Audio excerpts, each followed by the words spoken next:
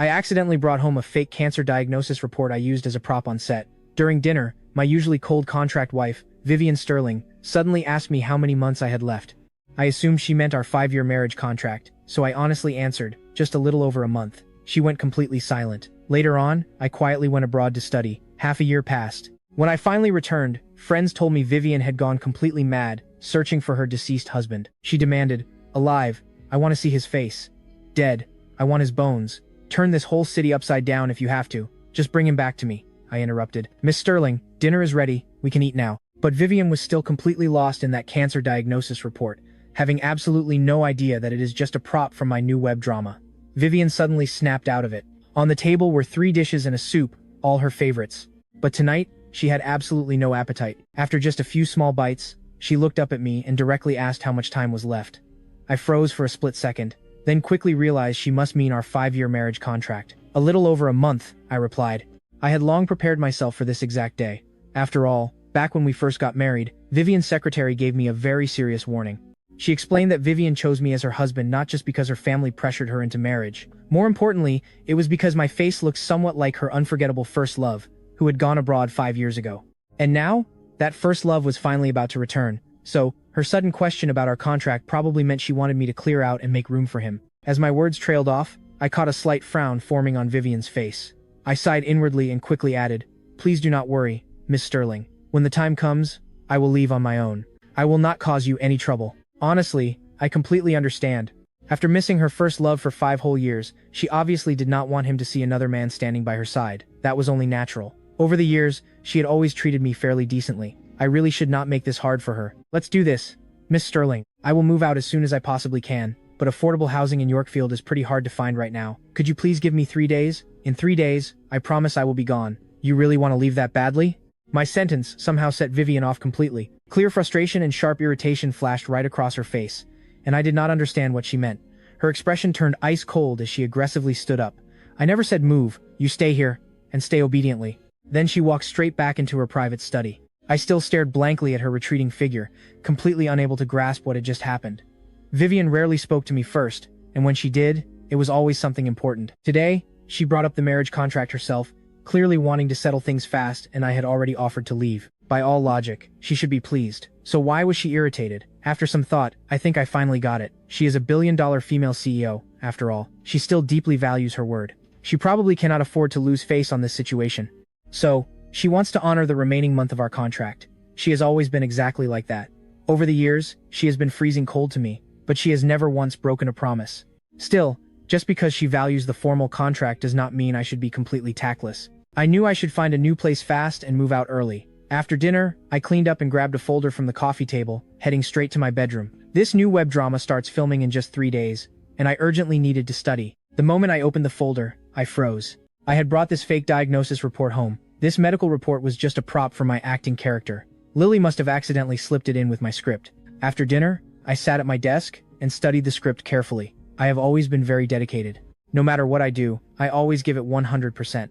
The specific role Lily landed for me this time was only the 5th male lead in an extremely low-budget web drama. But I still poured all my creative passion into fully understanding this complex character. Soon, it was 9 o'clock. I glanced down at my watch, got up, and headed straight to the kitchen. Vivian is a total workaholic, especially these past few years. Ever since she took over her family's company, she has been incredibly busy. She often completely forgets to eat. This habit gave her very serious stomach problems. After I learned this, I spent a fortune consulting renowned traditional Chinese doctors. I bought massive stacks of medical books to study, and eventually developed a special medicinal porridge. It worked like absolute magic. Ever since Vivian started having this warm porridge, her painful symptoms have eased up a lot. So, every single night, I make her a fresh bowl. Even when she is away from home, staying at the corporate office for long stretches, I personally deliver it, rain or shine. After 5 years as her contract husband, I think I am a pretty qualified employee. The fragrant porridge was soon ready. I scooped a full bowl and walked quietly to her study door. The moment I arrived, I heard Vivian's voice drifting out into the hallway. She seemed to be on a private phone call. Her voice was unbelievably tender. It was hard to imagine that the usually icy Vivian actually possessed such a soft side. "Are you really coming back early? Good. I will personally pick you up at the airport. I already told you, he and I are only in a strict contract marriage. In all these years, I have not even let him touch a single finger of mine. The agreement ends in 2 months. I will make things very clear to him then." I waited quietly in the hall for a while until she hung up, before knocking on the heavy door. Vivian opened it. Miss Sterling, this is your fresh porridge. Please drink it while it is warm. I will not bother you. I set the tray down and turned to leave. Do you have any special wish? Vivian suddenly asked. I paused for a second, then put on a gentle smile. I knew Vivian had always been incredibly kind. Ever since taking over Sterling Group, she has built dozens of Hope schools alone. She is a widely known philanthropist in Yorkfield. Maybe, realizing our contract was finally ending, she wanted to offer some kind of generous parting gesture. Thank you, Miss Sterling. I shook my head gently. 5 years ago, you gave me $5 million in one single payment. Over the years, you have also given me so many expensive gifts. It is more than enough. I honestly have no wishes right now, but thank you anyway. Vivian stayed silent, saying nothing more. Just as I was about to leave, she spoke again. I know a top internal medicine specialist. He is renowned both at home and abroad, especially skilled with treating severe lung disease. I have already called him up. I will send you his contact info in just a moment. You can go see him. When I heard this, a deep warmth spread right through my chest. 5 years ago, the orphanage I grew up in tragically caught fire. The director, Grandpa Hayes, bravely rushed back into the roaring flames to save the children, again and again. Constantly risking his life, he suffered severe burns over a large area of his body. Worse, his lungs took in so much toxic smoke that he developed a serious lung disease. The entire reason I accepted this marriage contract was to raise enough money for Grandpa Hayes' medical treatment and to rebuild the ruined orphanage. I never actually told Vivian about this. I honestly thought she wouldn't care. It turns out, I was wrong. She must have quietly looked into my background herself. Thank you, Miss Sterling, I said with truly sincere gratitude. The very next day, I got up early and made a hearty breakfast. While waiting for Vivian to wake up, I stood in the living room, quietly practicing my drama lines. At 8:20, Vivian walked out, fully dressed. I have to admit, this woman is absolutely breathtakingly beautiful. Any outfit takes on a unique charm whenever she wears it. Breakfast is on the table, I told her. I warmed up some fresh milk for you in the microwave. There are several options prepared. You can pick whichever you like best. Vivian nodded slightly, sat down at the table, and took small, graceful bites. As expected of a young lady from a wealthy family, Vivian received an elite education from a young age. Every single move radiates intelligence and elegant grace. It is truly a delight to watch. Vivian prefers quiet, so I couldn't practice my lines in front of her. Just as I turned to head back to my bedroom, she suddenly called out, "Hey, I booked Dr. Jensen for you last night. He is coming to Yorkfield Central Hospital today for an important academic exchange. Just call him up when you get there." I nodded and sincerely thanked her. Vivian lowered her head, quietly eating her breakfast again. I went back to my room and freshened up a bit. Not long after, I heard the front door close outside. Vivian must have left for work. Once I was completely ready, I headed out to grab a cab to the hospital. The exact second I pulled out my phone, a stunning luxury white car pulled up right in front of me. The tinted window rolled down, revealing Vivian's exquisite face. "Get in, I will drive you." I completely froze on the spot. I knew exactly what this specific car meant to her. Among a large portion of Vivian's luxury fleet, this is actually the most ordinary one. But it was a special birthday gift from her first love. Vivian absolutely treasures this car like nothing else. She doesn't even care about her $10 million sports cars, but this specific one, she constantly pampers with extreme care. She simply cannot bear a single scratch on it. She has never let any man sit inside it, including me. "It is completely alright, Miss Sterling. I will just take a cab. If I accidentally scratch or stain it, I definitely couldn't afford to pay you back." Vivian's brows immediately tightened. I stammered nervously, and under her increasingly cold stare, I finally managed to mumble a quiet thank you and obediently got in. The inside of the car was eerily quiet, but then Vivian's voice suddenly broke the tense silence, and her words deeply jolted me. "When was it diagnosed?" I assumed she meant Grandpa Hayes. 2 years ago. Her brows knit slightly together. "Why didn't you tell me sooner?" I was genuinely puzzled. She was talking a lot today. She doesn't usually say this much to me in a whole year. But, thinking of her good intentions, I answered, "Miss Sterling, you are always so busy with your work. I really didn't want to bother you with these things." Her voice carried clear irritation as she snapped. "Even if this is just a contract marriage, legally, we are still husband and wife. You shouldn't hide important things like this from me." She sighed heavily again. "Call me anytime if you need anything." Half an hour later, the luxury car finally stopped directly in front of Yorkfield's Central Hospital. "I have an important morning meeting soon, so I won't go inside with you. Cooperate with the doctor. If you need any more money, call me." I thanked her sincerely. Vivian just glanced at me, then quickly drove off. I walked straight into the third hospital bed. Lying quietly on it was a man in his 60s. His face was terribly disfigured by the tragic fire. Despite having multiple plastic surgeries, he still looked frightening. But his inner spirits were incredibly high, and the very moment he saw me, he broke into a warm smile. "Ethan, didn't I tell you your work matters? You don't need to keep an old man company every single day. Grandpa, I found a top lung specialist for you. He is here at the hospital today for a medical exchange. I will bring him over later." I sit by the hospital bed, peeling an apple. Halfway through, A team of doctors rolls into the room for rounds, led by a tall female physician. Even with a medical mask covering half her face, you can instantly tell from her striking eyes alone that she is absolutely gorgeous. This is Dr. Stella, the brilliant medical prodigy of Yorkfield Central Hospital and Grandpa Hayes' primary attending physician. Ethan, you are here early today, she says gently. Dr. Stella, I quickly stand up to greet her warmly. Over these past 10 long years, I have been incredibly grateful for Stella's dedicated care. I deeply appreciate this kind-hearted doctor. Stella quietly pulls me aside and whispers, Ethan, are you struggling financially lately? Grandpa Hayes' medical funds are running critically low. If you need money, I immediately understand her concern. I really am strapped for cash these days. The $5 million Vivian gave me 5 years ago is completely gone. Over the last 2 years, I've earned a decent income myself, but every single penny went straight into expensive treatments and supporting the orphanage.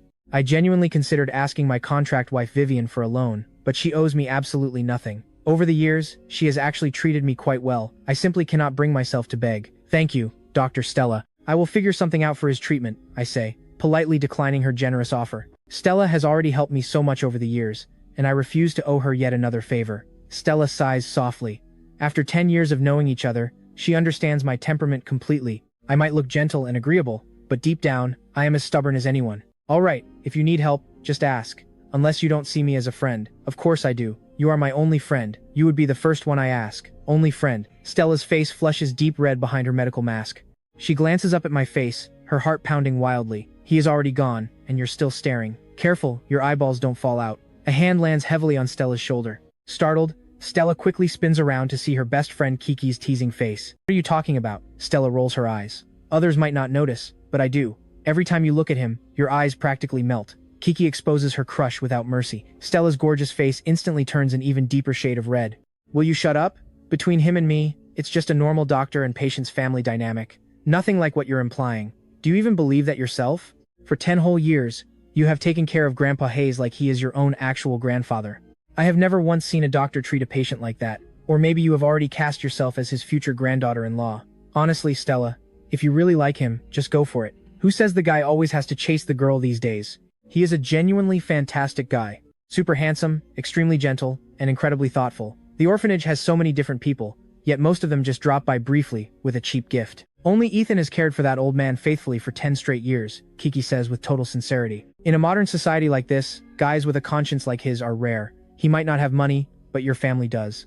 A flicker of emotion passes through Stella's eyes. She still vividly remembers that dark day 10 years ago, when I desperately knelt before her, my eyes dazed and pleading, begging her to save Grandpa Hayes' life. Many people arrived from the orphanage that chaotic day. The others just worried whether their personal belongings had burned up. Some might have briefly wondered if Grandpa Hayes was safe, but I was the absolute only one wholly focused on his survival. After that, she saw me right by Grandpa Hayes' hospital bedside every single day, day after exhausting day. People say no, son remains fully devoted through a long illness, but Stella never once saw a single trace of impatience on my face. Maybe this pure devotion genuinely moved her, and she began giving extra medical attention to Grandpa Hayes. Over time, we grew close. But what truly cemented our bond was a shockingly violent medical dispute a year ago. The furious patient's family stormed in, 7 or 8 people strong. The patient was already at death's door when brought in and could not be saved. Yet they ruthlessly blamed the hospital and the doctor anyway, screaming wild accusations of gross medical negligence and demanding sky-high financial compensation. When talks broke down, the furious gang viciously cornered Stella, the attending doctor at the time, out in the hospital parking lot. One of the men actually pulled out a hunting knife to attack her. At that terrifying, critical moment, I jumped in and took the fatal stab for her. I lay in the hospital for a full month before recovering. Stella snaps out of the memory, giving a deeply bitter smile. Do not say things like that. He is already married. Kiki is absolutely shocked. But all these years, I have never once seen his wife. Is she just too busy with work? What a shame. A guy this good is incredibly rare. Whoever ended up with him is genuinely lucky. With him taking care of her, that woman must be so happy. Kiki feels deeply disappointed. She had decided that if Stella didn't make a move, she would. Who knew he was already married? Stella's heart is full of heavy bitterness. Through the doorway, she watches my face inside the ward, happily laughing and talking with Grandpa Hayes, and she keeps completely losing herself in the sight. The day quietly passes. Because Vivian had called ahead, the appointment with Dr. Jensen goes especially smoothly. Right after the examination, Dr. Jensen tells me very clearly that Grandpa Hayes' illness can actually be fully cured. It just requires a highly expensive surgery. Hearing this amazing news, my mood stays fantastic all day long. Back home, Vivian still is not back yet. That is completely normal. Out of the year, she is away from home more than half the time. Not just because of work, but because most nights she sleeps at the office. I know Vivian does this to avoid any contact with me. She truly loves her first love beyond measure. For him, she keeps herself entirely pure. In 5 long years, aside from business, Vivian has never let any man get close. Not even me, her husband on paper. Around 9 at night, I finish making the porridge and take a cab to her office. Sterling Tower is a towering 84-story commercial giant. Walking right into the grand lobby, the interior shimmers in gold like a royal palace. I have to marvel at the incredible wealth of Sterling Group, especially since Vivian took over. It has only grown more prosperous and vibrant. Standing here, I feel incredibly small and humble, an unspoken inferiority creeping in. At home, facing Vivian, I never feel this way.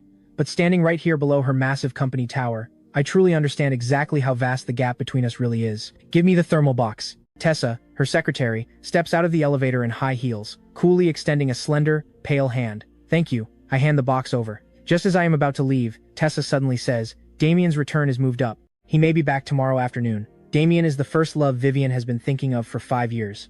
To avoid misunderstandings, you should move out of Miss Sterling's home as soon as possible. I nodded calmly. I am already looking. Tessa pauses at this, glancing at me a few extra times. She fully knows my marriage to Vivian is just contractual, but she does not know my real reason was to raise funds for Grandpa Hayes' surgery and to rebuild the orphanage. She simply sees me as a greedy gold digger and kept man. She has always looked down on me, never giving a kind face. She assumed I would shamelessly cling on, but she did not expect me to be so tactful. I even went looking for a place before she had to say it. That is good. Saves her the effort. It is best you think that way. As you know, the one Miss Sterling has always loved is Damien. That has not changed for years. In fact, that love has only grown deeper. My words may sound harsh, but I want to remind you, do not think things you shouldn't. A toad will never reach a swan. You should know your exact place. After you leave, I hope you do not disturb Miss Sterling again. It would only cause her unnecessary trouble. You know Miss Sterling has always been kind. There are certain things she can't say, so I must. My fists clench tight. Frustration knots in my chest, but after a long moment, my hands slowly relax. I nod. What right do I have to be angry? This was always just a transaction. All right. Please tell Miss Sterling I have always known my place, and I never dared to harbor any improper thoughts. I will move out as soon as I can. With that, I quicken my pace and leave. Tessa stays where she is, watching me go, feeling a slight touch of guilt. Maybe her words just now were a little too harsh. She, Vivian, and Damien were all university classmates and mutual friends back then. She personally witnessed their sweet romance firsthand, so she especially resents me as the gold-digging third wheel. What she just said was entirely on her own initiative, meant to make me back off. Now, this guy seems quite sensible. That is truly for the best. Whether for me, for Vivian, or for Damien, it is the best outcome. On the way back, I realize I need to pack up and get out fast. I buy a large suitcase and start packing the moment I return. By the time everything is fully packed, it is already noon. I am not in a rush to leave. Either way, I should probably say goodbye to Vivian before I go. I wait until past 6 in the evening, but she still has not come back. I do not even know if she will be back tonight. After thinking it over, I pick up my phone and send a text. After a while, Vivian replies with one word, busy. I do not think much of it and write back, I have packed everything. I can move out tonight. I wanted to say goodbye in person, but if you are busy, I will just say it here. The house key and the porridge recipe are on the dining table. I will not be bringing you porridge anymore. I am free the next couple of days. If you want to file the divorce papers, just let me know anytime. I do not expect her to reply. I put the phone down, give the house one last thorough cleaning, and then silently drag my heavy luggage downstairs. Looking back at this place where I lived for nearly 5 years, I feel a sudden pang of deep melancholy. I lived here for so long. Some emotional attachment is perfectly natural. Leaving this time, I probably will never come back in my lifetime. After a moment's thought, I finally open the front door and step out. The instant I open it, I completely freeze. A terrifyingly dark, furious face stands right before me. My voice catches in my throat. I desperately want to speak but can't. After all this time together, this is the first time I have ever seen Vivian wear an expression like this. She has always been elegant, cool, and highly intelligent. She always seemed so untouched by the ordinary world. No matter how furious she became, I had never seen her look quite this awful. It leaves me completely lost. Did I do something wrong? I think it over very carefully. Every single thing I did was exactly what she wanted. She wanted me to move out, so I packed up and left that very same night. Why is she still so angry? Could it be because I left without saying a proper goodbye to her face? Maybe that felt disrespectful. Either way, she is the boss. For an employee like me to just walk away doesn't really look right. A quick trace of embarrassment crosses my face. I am sorry, Miss Sterling. I really should have said goodbye in person. I apologize. I have no idea why Vivian suddenly came back, but she is probably worried I might have stolen something from the house. After all, there are plenty of valuable things inside, especially those precious gifts Damien gave her. I have always noticed how deeply Vivian treasures those items. Like a luxury watch worth tens of thousands, or a six-figure present she bought just to display. It sits right in the most prominent spot inside her study, as if she wants to gaze at it and remember him. Luxury watches, rare paintings, and multi-million-dollar antiques are scattered everywhere, and absolutely none of them were guarded against me. Now that I am leaving, her sudden concern totally makes sense, so I quickly speak up. I am only taking my clothes and basic things. I can open the suitcase for you to check, or I can wait while you go through your own belongings before I leave. Is that really what you think of me? Vivian suddenly asks. I freeze, mentally cursing my own careless tongue. Even if I thought it, I never should have said it out loud. Saying that makes her sound incredibly petty and calculating. So I rush to fix my mistake. Miss Sterling, I did not mean it like that. What I meant was, before I can even finish, Vivian cuts me off coldly. With that, she walks straight inside. Watching her stride ahead of me, I feel a sudden flicker of true disorientation. Vivian's walk has always been elegant. Every step, graceful as a goddess, a true pleasure to watch. But right now, she looks genuinely sulky, her steps unusually wide and forceful. Completely puzzled, I drag my suitcase right after her, just thinking. She probably wants me to head back inside so she can quietly check her belongings first. After all, out in such a public spot, a glamorous CEO like her simply cannot afford to lose face. So it is definitely best to give her that respect. Once inside, I voluntarily open up my suitcase. 5 years ago, when I first came to live in this massive house, I had absolutely nothing but a few cheap changes of clothes. The clothes in my suitcase right now were all bought much later, and none of them are cheap. It is not that I am wasteful. As Vivian's husband on paper, dressing too shabbily would completely ruin her polished public image. Besides, I am a working actor, so I really need to look the part. In the entertainment business, people judge you by your clothes long before they judge your actual talent. Aside from the expensive wardrobe, there are some acting books, a laptop, and 2 watches Vivian gave me. Both timepieces are incredibly pricey. Even the cheaper one cost over $100,000. They were birthday gifts from her these past 2 years. There isn't much else. But she ignores the suitcase entirely, her stunning eyes staying fixed right on me, faintly burning with intense anger. I feel deeply uncomfortable, a nervous heat creeping over my entire body. Being stared down by a CEO with such a dominating presence honestly makes me feel incredibly uneasy. Does she genuinely think I secretly pocketed her luxury items? I really cannot blame her for thinking that, since I am poor. Faced with all those expensive luxuries lying around, how many people could actually resist the temptation? Would you like to check everything first? Ethan, do you honestly think this is funny? What?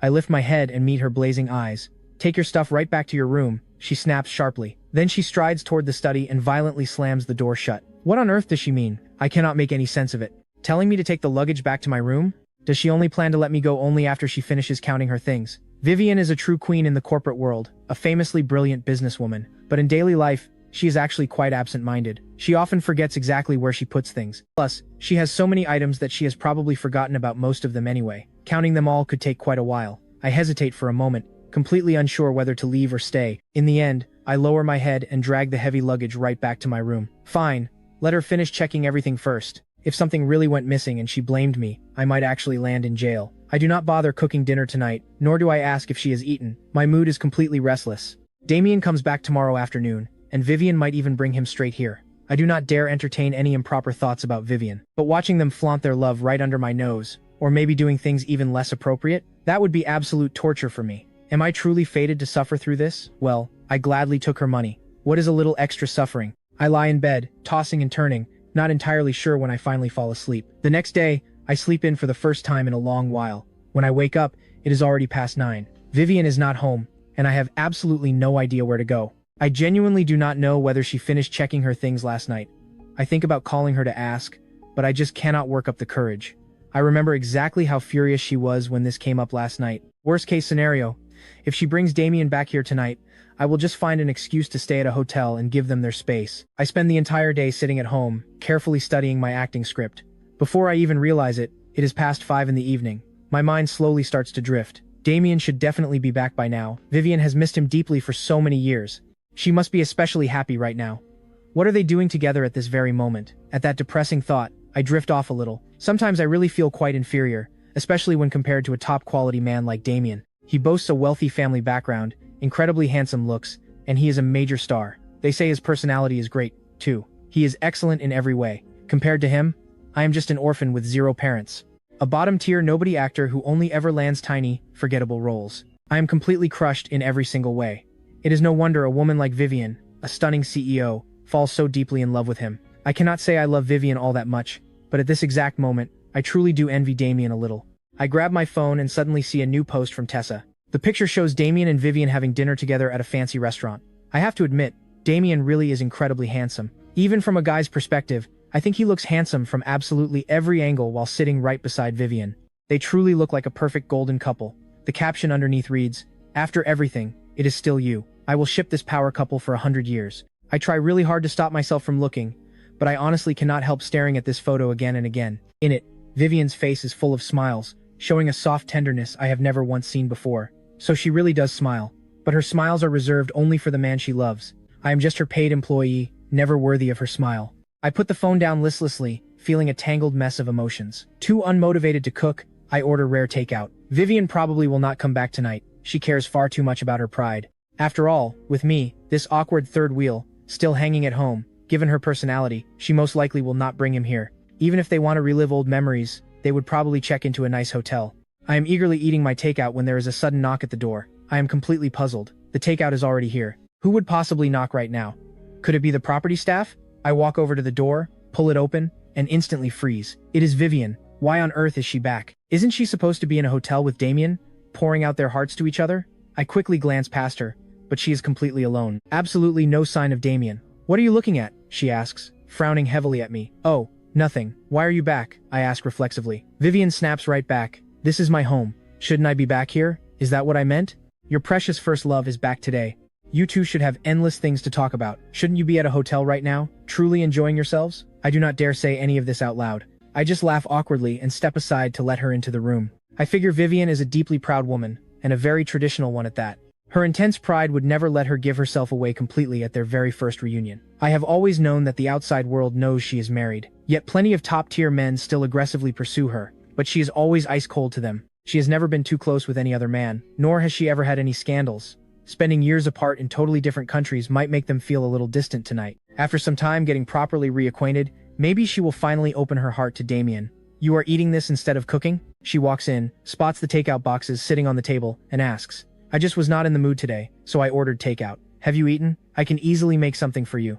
I know she already had Western food with Damien, and she probably will not ask me to cook again. "Why weren't you in the mood?" she suddenly asks, staring directly at me. In that terrifying instant, her sharp gaze falls right on my unlocked phone on the table. While eating, I shamefully opened that photo again, and even zoomed in. Vivian spots the photo almost at first glance and frowns deeply. I follow her gaze, and my face turns bright red in an instant. I practically lunge forward to grab the phone and hide it securely behind my back, stammering nervously. "I just opened it by complete accident. I want to disappear right now. I really want to dig a hole and bury myself alive. So incredibly embarrassing. I honestly want to die of embarrassment. Why didn't I close the phone earlier? I just want to vanish completely." Vivian gives me a meaningful glance, the corner of her mouth lifting slightly. With my head down, I do not notice the fleeting, stunning charm flashing across her face. "Too much takeout is really bad for you," Vivian says, then walks straight toward the study. I let out a massive, heavy sigh of relief. Looks like she did not read into it at all. Her devoted heart only holds Damien. She probably does not care what I think anyway. I curse myself for nervously worrying over nothing. I quickly finish dinner, clean up the takeout boxes, and take them downstairs to throw in the trash. Just as I am about to head back up, I suddenly see a noble-looking man approaching from a distance. Since it is her first love, Damien, why is he here? I frown deeply. So, that is how it is. I was just wondering why Vivian came back home so early. Why she didn't stay out with her first love. Turns out, they had already arranged for him to come over here and catch up. You and I both know I thought Vivian was far too reserved to bring him home this fast. I clearly overthought it. After years of missing the man she truly loves, she couldn't tolerate another second apart. But sitting here right now, I just feel intensely awkward. Should I head back upstairs, or maybe politely slip out to give this lovesick couple some space? Or do I actually need to say goodbye to Vivian first? As Damien steps closer, I must admit, I am genuinely impressed by him. This guy is undeniably handsome. Damien and I share a striking resemblance. Walking together, people would easily swear we were brothers. No wonder Vivian paid top dollar for our contract marriage. Wearing his face leaves me feeling both grateful and deeply sad. Grateful because this face caught Vivian's eye, letting me afford Grandpa's expensive medical treatments. But sad because this identical face trapped me into being a cheap substitute for years. I am simply someone Vivian stares at just to remember Damien. "You are Ethan, right?" Pulled from my thoughts, I watch Damien step close. He sizes me up, his gaze 30% amused and 70% pure mockery. I lift my head, our eyes meet. I instantly feel the heavy contempt radiating from his stare, but I cannot even get angry. I am literally just his paid substitute. He earned the right to mock me. Since I took the cash, I prepared for this exact humiliation. You are Mr. Damien, right? You are here to see Miss Sterling. Let me show you up. I instantly force a polite smile. Vivian signs my checks, and her boyfriend is basically my co-boss. As a loyal employee, I need to execute my duties flawlessly. Damien pauses, flashing a highly amused smirk. Then thank you. I guide him upstairs, rushing to inform Vivian. Taking a deep breath, I knock on her study door. What is it? Vivian's icy voice echoes from inside. Mr. Damien is here. Heavy silence. Soon, Vivian pulls the door open. She shoots me a quick glance before marching, frowning, toward the living room. Spotting Damien on the sofa, her expression shifts. Why are you here? Vivian smiles faintly, gliding over to sit comfortably beside him. I stand completely stunned. Was this not a planned visit? Vivian, Tessa mentioned you bought a new place recently, so I wanted to check it out. Great decor. Damien, since it is your first time, let me show you around. Sure. The couple stands and starts touring the massive house. Reaching my bedroom door, Damien lights up with genuine delight. Natural, minimalist style. My absolute favorite. Vivian, was this exact room initially designed just for me? And this gorgeous piano? I recall briefly mentioning how much I loved it. I cannot believe you actually purchased one. Vivian, you are incredible. I step into the hallway holding sliced fruit, catching their entire conversation. Right now, I feel genuinely stunned. So this room matches Damien's exact taste. Ironically, I love it too. Simple, understated, and gorgeous. Especially that piano. Truthfully, I am not from this world. Previously, I was also an orphan, raised by a struggling grandfather. I hustled my way into a prestigious music conservatory through pure grit, so I carry a massive passion for music. After I originally transmigrated into this strange world, the very first time I saw that piano, I fell instantly in love. Every single day while Vivian was away, I would sneak in a quick session. Unfortunately, one quiet afternoon she returned early for paperwork, and caught me playing melodies in the room. I can clearly recall how her face darkened like a massive thunderstorm ready to unleash chaos. Her voice carried a terrifying, sharp edge of raw fury. Who said you could touch this instrument without my explicit permission? Never put your hands on it again. Back then, I honestly assumed she was just worried. Now I realize this piano was meant for her first love. It is solely his. After sitting on the sofa in a daze for a while, Vivian and Damien stroll back. I jump up. Damien, please enjoy some fruit. Miss Sterling, I have plans tonight. You two chat. I am heading out. I rush to my bedroom, grab a jacket, and prepare to escape. Given this romantic situation, Damien will probably sleep over. I should slip away fast before becoming a massive eyesore. Where exactly are you going? Vivian suddenly locks me in a deeply hostile stare. What plans could you possibly have tonight? I instantly feel a heavy knot of intense frustration. I am literally trying to give you two privacy. What more do you want? Do you seriously need a third wheel to feel comfortable? I cannot begin to decode this woman's complex mind. Drawing a blank for a believable excuse, I just nervously stammer. Her voice turns colder. Sit right here. I freeze completely. Vivian, since Ethan has somewhere to be, just let him go, Damien says smiling, diffusing the tension. I exhale a deep breath of relief, throwing him a quick, grateful look. Honestly, I might be a dedicated employee who follows my boss's orders, but painfully watching people flaunt their romance or creepily eavesdropping through the wall, I definitely do not possess such a bizarre fetish. The exact second I turn to leave, Vivian shouts again. Stop! My foot freezes midair. Damien, it is getting late. Why don't you head home early and rest? She wears a sudden gentle expression, speaking softly. Damien is entirely taken aback, appearing almost in absolute disbelief. He showed up tonight fully expecting some bedroom action, carrying a pack of protection right in his pocket. He never imagined Vivian would literally show him the door within 30 minutes. And yet, her next few words leave Damien totally speechless, as she smoothly adds, I have an early morning board meeting tomorrow. I desperately need tonight to review the project materials. With that excuse, Damien cannot push it. He reluctantly stands up, nodding. Right, work always matters. Oh, by the way, are you free tomorrow? I want to take you to a movie, some other time. Tomorrow is packed with meetings. Damien pauses again, hesitating for a long moment before flashing his signature charming smile. All right, I'm back for good. We'll have plenty of chances. Damien leaves. Before exiting, he shoots me a long, deep stare. The icy coldness in his eyes sends a shiver through me. This guy clearly hates me now. I'm speechless. You and I can both see this mess coming. Vivian rejected him. What does that have to do with me? Did he miss the part where I tried giving them space? This makes me realize I need to stay miles away, or endless trouble is coming. Frustrated, I cannot help asking, sincerely, Miss Sterling, did you finish counting your expensive things? Vivian's expression instantly drops into a freezing glare. Counting what? Your personal belongings. Missing her rapidly cooling temper, I keep right on babbling. I might be broke, but I am absolutely not a thief. You can search my room. Nothing should be missing. Before I even finish, a terrifying wave of frost rolls through the area. I freeze instantly, glancing up to meet Vivian's absolute, murderous glare. Do you think you are being funny right now? No, I am completely serious. I truly cannot comprehend what runs through this woman's mind. What I propose benefits us both. You finish your inventory, I leave early, and everybody is thrilled. Win-win, right? So, why on earth are you making such a fiercely ugly face? She stares coldly for so long my skin literally crawls.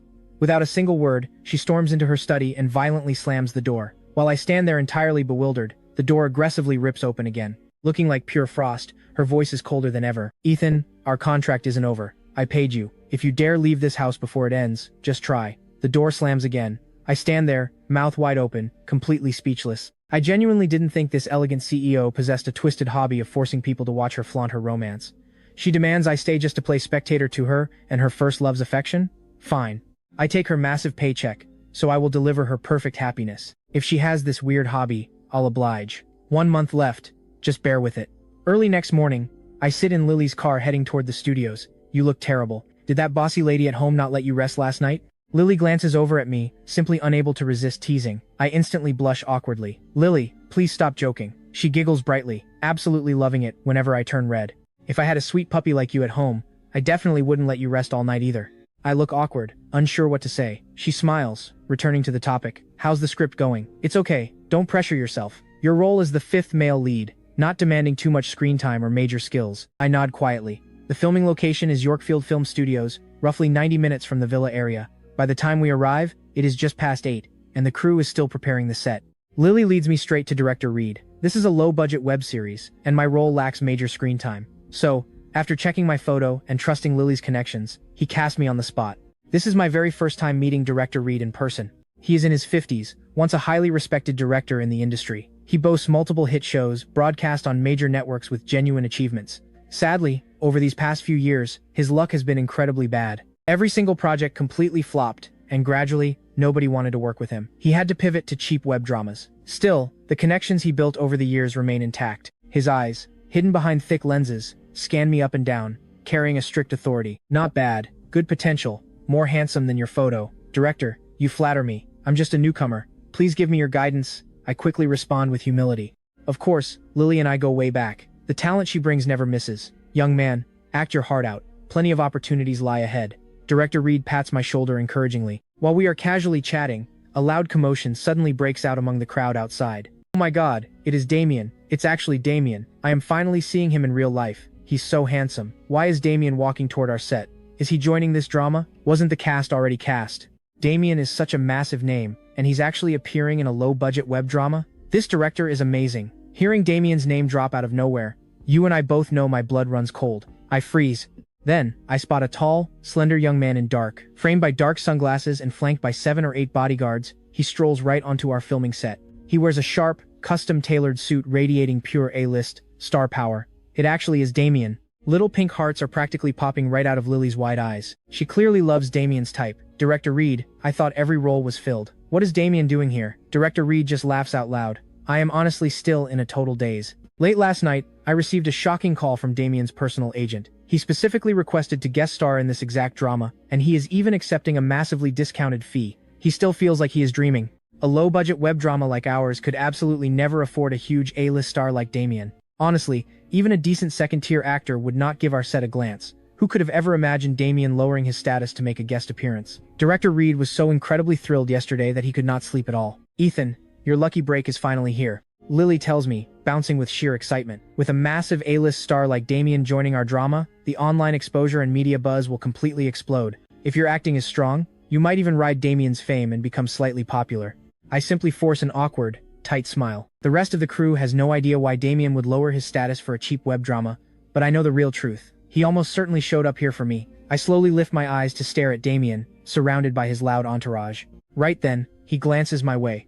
Our eyes lock together in midair. Damien casually snaps his head away, showing absolutely zero intention of greeting me. Naturally, I refuse to approach him either, but Lily is getting extremely anxious. A massive celebrity like Damien simply is not someone that ordinary people can easily reach. Now that we have this golden chance, she insists on dragging me over to make a strong impression. I desperately want to refuse, but Lily forcibly yanks me right in front of him. Hello, Mr. Damien. I am Lily, an agent from Skyline Entertainment. This is my actor, Ethan. He is the 5th male lead in this drama. She quickly winks at me, and I just force myself to greet him.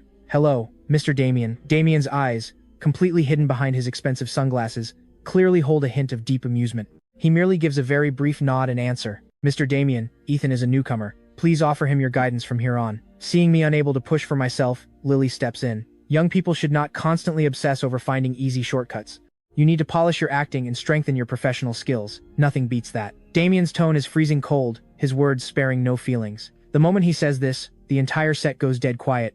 Everyone suddenly turns to stare at me in sheer shock. In the entertainment industry, people usually keep up polite appearances, maintaining harmony. A harsh, face-to-face criticism like Damien's is extremely rare. How did Ethan offend Damien? Everyone nervously steps back a few paces from me, terrified that getting too close might mean my bad luck angered Damien, the A-lister. Lily just stares in absolute disbelief, as if she never expected this awful outcome.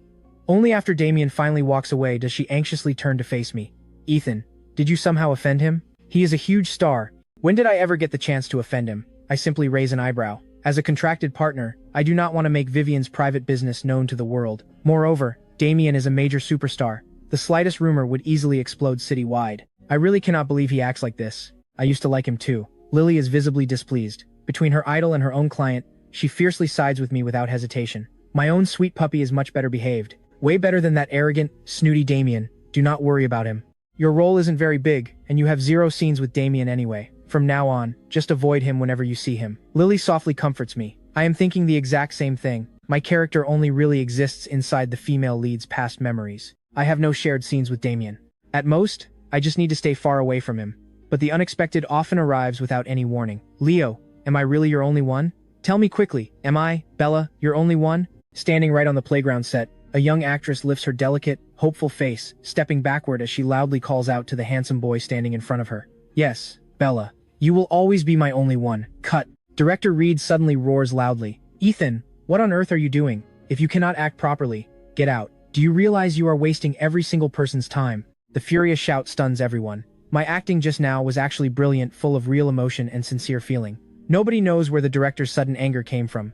I am sorry, director. My mistake. I sincerely apologize. Director Reed angrily barks. Take it again. I steady my nerves and pour all my emotion into the character. But after that, no matter how well I perform, Director Reed isn't satisfied. His loud curses grow progressively harsher. Everyone can easily tell that this is not a problem with my acting anymore. The director is deliberately targeting me. Lily, what on earth are you doing? What kind of amateur actor did you recommend? Director Reed aggressively calls Lily over and bursts into complaints. I do not want this actor. Take him away immediately. I'll pay the contract breach fee later. Lily's face instantly darkens with frustration. Director Reed, I need a proper explanation. Explanation? What explanation do you want? His acting is awful, and now he is blaming me. Whether his acting is actually bad or not, you know the truth in your heart. Lily stubbornly refuses to back down. Director Reed waves his hand impatiently. Do not make a scene here. Just get him out of my sight. Lily, please, let it go. Seeing Lily ready to argue further, I gently tug her arm and shake my head. I have absolutely no grudge with Director Reed. He wouldn't target me like this without a solid reason. The only explanation is that Damien is secretly pulling strings. This is too much. Lily's eyes flash red with anger. Ethan, do not worry. If this little web drama is totally gone, it is gone. I will find you something much better. I trust you, Lily. I offer a bright, reassuring smile. Walking right out of the studios, Lily is still visibly worried. Let me drive you home. No need, Lily. I have something to do nearby. I was looking around for an apartment online last time, but I have not heard back yet. I will probably be filming around this area anyway, so I might as well go find a decent place nearby. Is there anything you need my help with? No, it is just something small. Alright then, I will go straight to the office and find you another project. Watching Lily drive away, I am just about to head off when a middle-aged woman walks right up to me arrogantly. You are Ethan, right? Come with me. Mr. Damien wants to see you. I do not agree. Before today, I honestly had zero ill will toward Damien, even though he is the man Vivian holds deeply in her heart. But what Damien did today truly disgusts me. I might be even-tempered, but that does not mean I lack a spine. Are you deaf? Come with me right now. The angry middle-aged woman yells, aggressively pointing at me. A good dog does not block the road. I calmly walk past her and prepare to hail a cab. Hearing this, the woman's face turns green with absolute rage. She violently grabs my arm. Who are you calling a dog? Let go of me. My face turns icy cold. And if I do not, what are you going to do? Being personally invited by Mr. Damien is the luckiest thing in your lifetime. A pathetic nobody extra like you. If it were not for Mr. Damien's great mercy, you would never see him in your life. And you dare give me attitude? Wendy. Damien casually walks over. Mr. Damien, this guy doesn't know what is good for him. He actually refused you. The furious middle-aged woman glares at me with bitter resentment. Damien's lips slowly curl into a highly mocking smile. Ethan, Do you not want to talk with me about Vivian? This street isn't the place to talk. What exactly do you want to say to me? Later, at the local coffee shop, I looked Damien straight right in the eye. You clearly saw what happened on set today. I only told Director Reed one single line, that I do not personally like you, and he kicked you out immediately. Damien wears a punchable face completely full of arrogant mockery. Do you honestly think you belong in the exact same world as me and Vivian? I frowned deeply. You brought me here just to arrogantly show off your superiority? Damien smugly wags his finger. You are not even worthy of that. I brought you here to tell you one simple thing. There are no magical fairy tales in this real world. A princess will never truly fall in love with an ugly frog, and a frog will never become a prince. Vivian's contract marriage with you exists only because she sees you as my cheap substitute. I firmly believe you know this yourself. Now that I am officially back, do you honestly think it is appropriate for you to keep clinging to her? I lift my eyes. You are overthinking it. I have always known my exact place. I have never thought about clinging to her. Then that is best. I hope you move out of her place immediately. I do not like any man being way too close to her. I am already looking for a place. Damien smiles smugly and lights up his phone, pushing it right in front of me. This is the private chat between me and Vivian from today. Take a look. I have absolutely no idea what he is trying to do. I slowly lower my head and look at the text chat. Are you just waiting until the contract ends to make him leave your house? His health isn't very good, you know. You haven't accidentally developed real feelings for him, have you? After all, he is quite handsome. No, we are strictly contractual. I am not completely heartless, either. He has carefully taken care of me for 3 years. If you really do not want him to leave, I can understand that, but it would make me feel uncomfortable. I will find a proper time to make it clear to him. Please do not overthink it. To me, he is just a roommate I have shared a house with for years. Nothing more. After reading the whole page, I have absolutely no interest in scrolling any further. I slowly push the phone back to him, a very hard to describe feeling rising up in my chest. A temporary roommate, huh? I suppose that is really what it was for 3 whole years. Living under one roof, we rarely even spoke.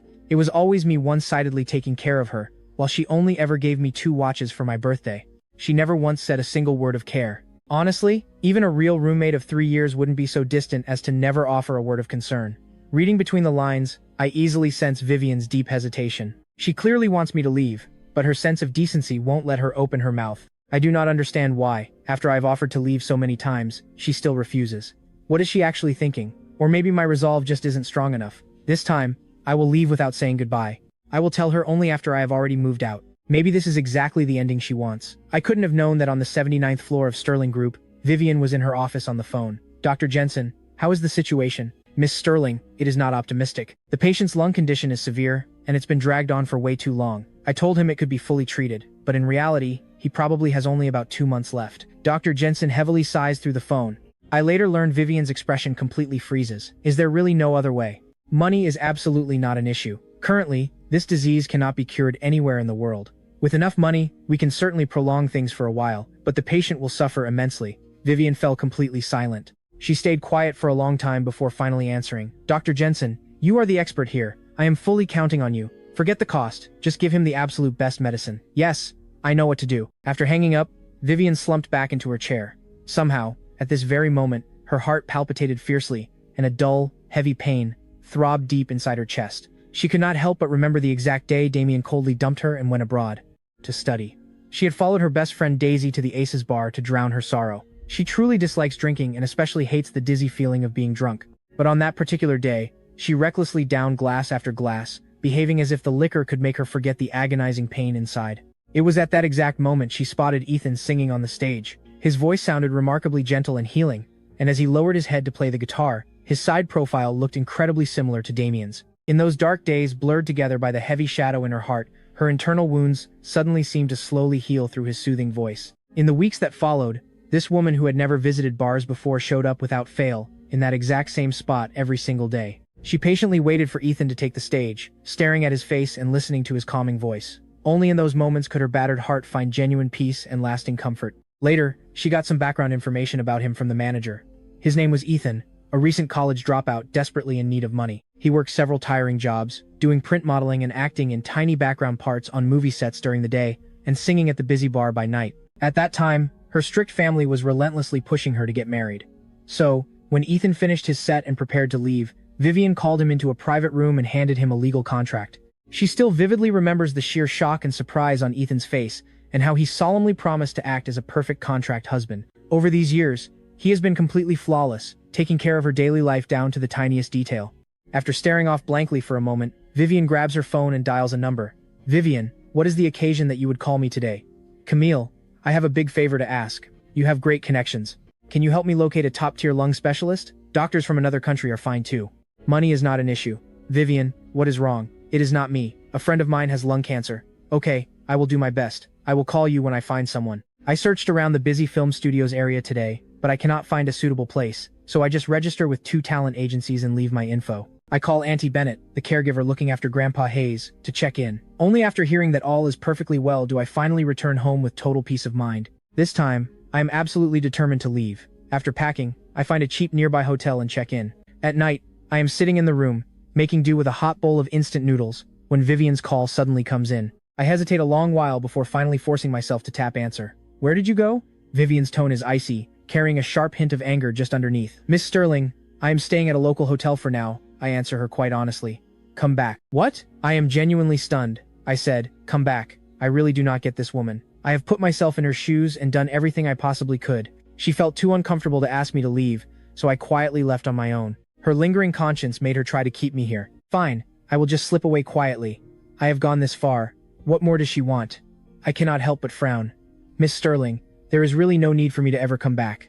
What do you mean? I sigh heavily. Miss Sterling, only 1 short month is left on our contract, and now that Damien is back, if I stay there, I think Mr. Damien would feel quite uncomfortable. And honestly, so would you. Better to just end things right here. 5 million spread over 3 years, averages about 140,000 a month. 1 month remaining equals 140,000. I will find a way to pay you back, but I am short right now, so it might take a while. The line falls completely silent, but I hear her breathing growing noticeably faster, as if she is desperately holding back her anger.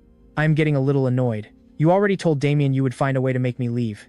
There is really no need to keep up this act anymore. Miss Sterling, please do not worry. I am not a loose mouth. I will not go around talking about this. I would never tarnish your reputation. The only thing I can think of is she is afraid I will spread rumors outside and damage her pristine reputation.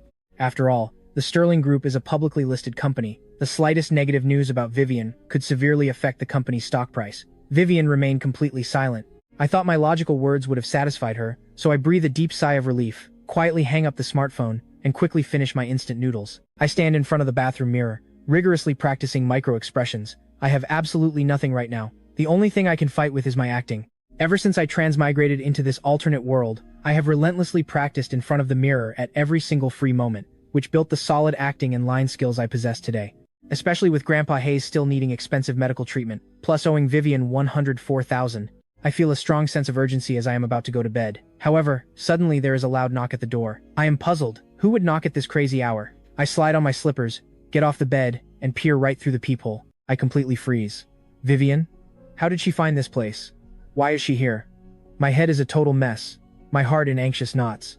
Honestly, it is no surprise Vivian could track me here. The powerful Sterling family has deep connections everywhere, so finding out which random hotel someone is staying at is far too easy for her. But I just do not understand. I already made things crystal clear. Why would she come here in the middle of the night? I do not know how to face her, but she is already at the door. Not opening it now would be considered rude. I take a moment to mentally prepare myself, then turn the handle and pull the door open. The second it opens, Vivian's starry eyes lock intensely onto my face. There is absolutely no expression on her cold face. Pack your things and come back with me. I stand perfectly still, quietly studying her. She clearly seems to have arrived in a massive hurry. Her hair is slightly messy, and she is surprisingly still wearing her custom business suit from work. Vivian is a woman who highly values her quality of life. She never drinks hard liquor, but at home, she frequently sips fine red wine.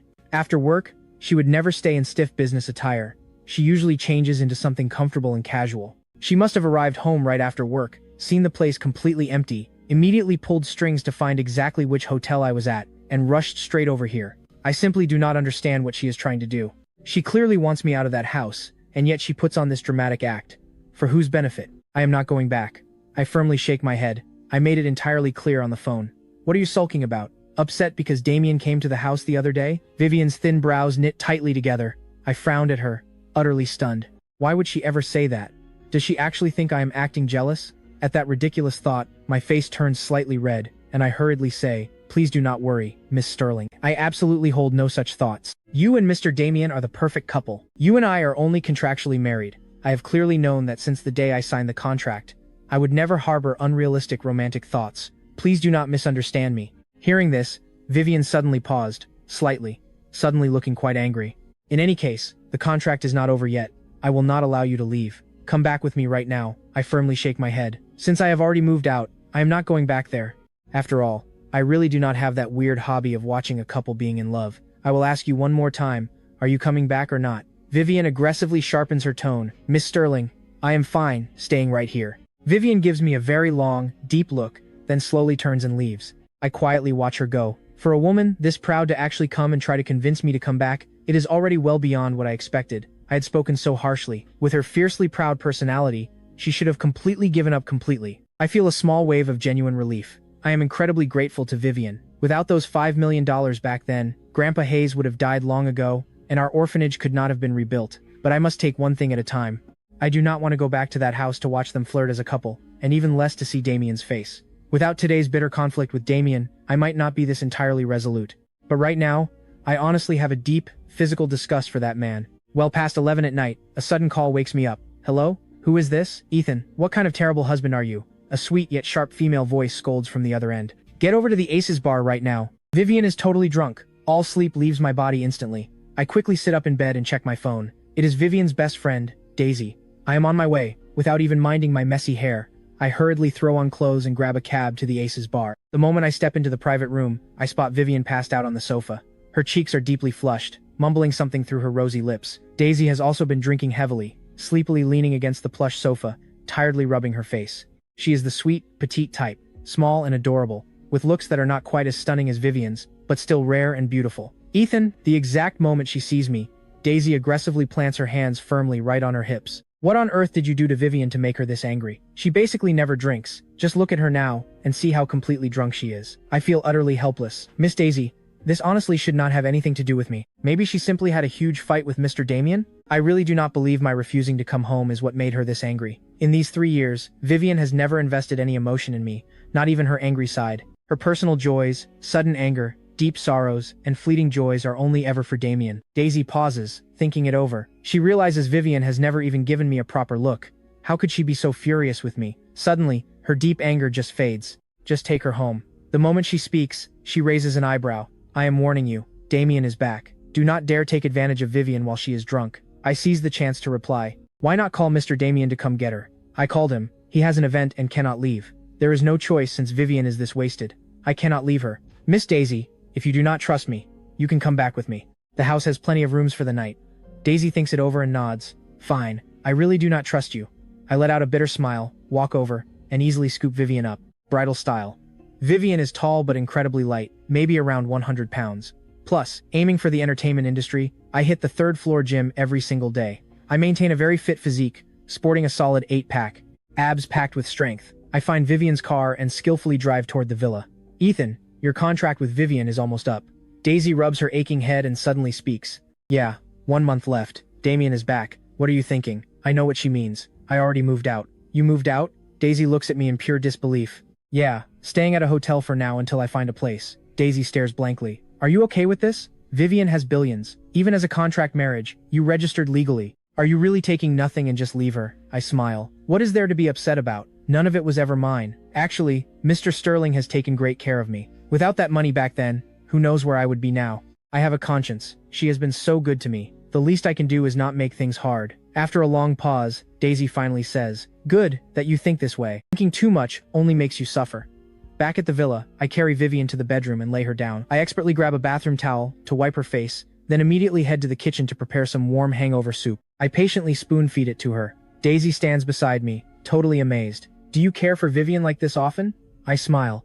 She is my employer. She paid me $5 million. I cannot repay her, so I can only handle small tasks, so she never worries about trivial matters at home. Daisy pauses. Just then, Vivian's face suddenly drops, and she vomits over the edge of the bed. I do not have time to dodge, and the mess completely covers me. Even the most beautiful woman vomiting is a terrible sight. A foul smell floods the room. Daisy gets splashed too, screaming and quickly steps back. By the time I finish cleaning, it is past midnight. I barely remember falling asleep. The next morning, I just finished making breakfast when Vivian and Daisy walk out, freshly showered.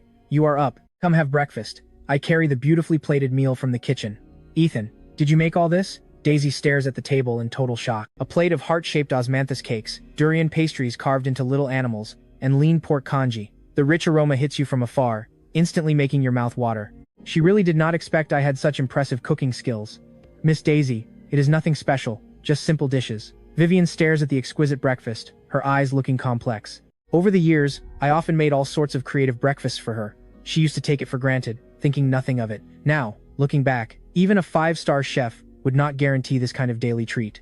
This is so good. Ethan, did you study cooking before? Daisy sits down, grabs an osmanthus cake, and takes a bite. Her big eyes curl into happy crescents. No, I used to cook for the kids at the orphanage. After coming to Miss Sterling's 5 years ago, I had much more free time, so I studied it. Hearing this, Vivian immediately lifts her head, totally stunned. You are an orphan? Vivian asks in complete shock. She never knew this. Over the years, I occasionally disappeared for a few days, claiming I was heading home. She assumed I had family. She never expected I was actually an orphan. You and I can see Vivian's heart is in turmoil. How little attention did she pay to her contract husband? She never even knew my basic background. Yeah, Grandpa Hayes from the orphanage picked me up from a garbage pile and raised me. At 5, a family adopted me, but at 10, they had their own son and sent me back. I eat my breakfast, speaking calmly, as if describing some unrelated. I'm sorry, I didn't realize your background was so sad. Daisy's eyes hold pity. It's fine. I made peace with it. I grab a tissue, wipe my mouth, and stand up. Miss Sterling, Miss Daisy, take your time. I will head out first. Vivian parts her lips, wanting to speak, but around Daisy, her cool, proud personality will not let her say any words to make me stay. She just watches me leave. Vivian, are you really ending his contract? Daisy asks, blinking. Vivian frowns. Why are you asking? Vivian, if you really are ending it with him, then why not let me have him? Let you have him? Vivian stares in shock. Daisy nods. My dad wants to marry me off to Preston. That guy's a total playboy. New girlfriend every 3 days. I cannot stand the sight of him. I want to follow your lead, quietly register with someone, so my dad stops pressuring me. I think he's a good fit. Vivian suddenly feels her heart skip a beat, her throat going dry. Come on, Vivian, you wouldn't be reluctant, would you? Seeing her silent, Daisy continues. You already have Damien. Damien and I. Vivian wants to explain, but reconsiders. Daisy, you are not suited for him. Why? Isn't it just a contract marriage? I won't actually fall for him, just use him as a shield. What is so unsuitable about that? Daisy is confused. Vivian pauses. He's sick. Late-stage lung cancer. He might not live past 2 months. Daisy shrieks, eyes wide. How could that be? So you aren't suited. Besides, your dad met him. Even if he wasn't sick, he wouldn't believe it if you brought him home. Daisy is completely stunned. My gentle, sunny smile keeps surfacing in her mind. Ever since she met me, I've been like this. Warm as a spring breeze. She didn't think much of me before, barely gave me a kind look, and barely bothered to speak with me. But no matter how rude her attitude, from beginning to end I always greeted her with a smile and respectfully called her Miss Daisy. Whether out of pity or something else, right now her chest feels tight. And even the exquisite breakfast on the table becomes tasteless. Later, in an ordinary ward at Yorkfield Central Hospital, I am massaging Grandpa Hayes' body. Long-term bed rest has severely weakened his muscles. The caregiver we hired doesn't have much strength, so I come over every 2 days to massage him. After the massage, Grandpa Hayes falls into a peaceful sleep. I take the kettle and head to the hot water room at the corner.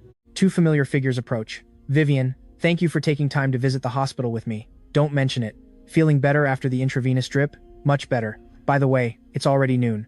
Let me treat you to lunch. You cannot refuse again, or I'll feel terrible taking your morning. My steps pause. They happen to look up in my direction. Our eyes meet in the middle. Vivian is a little surprised seeing me. Damien's lips curl in amusement.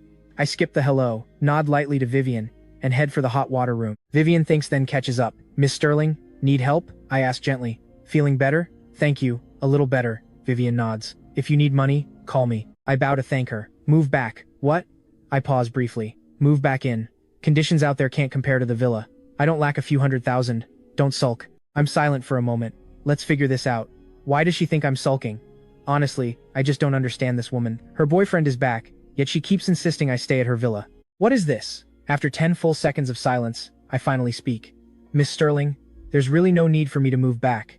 It would just cause unnecessary trouble with your boyfriend. I know my boundaries, but thank you. He's not my Vivian. What are you discussing? Damien walks over, smiling. Vivian's words are swallowed back down. Mr. Ethan, Vivian and I still need to grab some lunch, so I really shouldn't chat much longer. Damien flashes a faint smile. After all, Vivian actually pushed aside her massive corporate workload just to keep me company here at the hospital for 4 entire hours all morning. I should at least show some real appreciation. Hey, Mr. Ethan, are you free? Want to join us? No, I won't bother you. I have things to do anyway. I simply step right around them both and keep walking straight forward. Vivian watches my back, clearly feeling unsettled. Let's go, Vivian. I actually happen to know a fantastic restaurant. Let's try it out. Sorry, Damien. Something urgent came up at the company. Maybe next time, Vivian quickly declines. Alright then. You go handle it. We have plenty of time later. Damien shrugs very casually. Next time, I will treat you. Vivian doesn't say another word, turning to leave the hospital. The exact moment she turns away, Damien's bright, sunny, handsome face darkens instantly. His cold eyes shoot a sharp glance right in the direction I left. Hello, Dr. Jensen.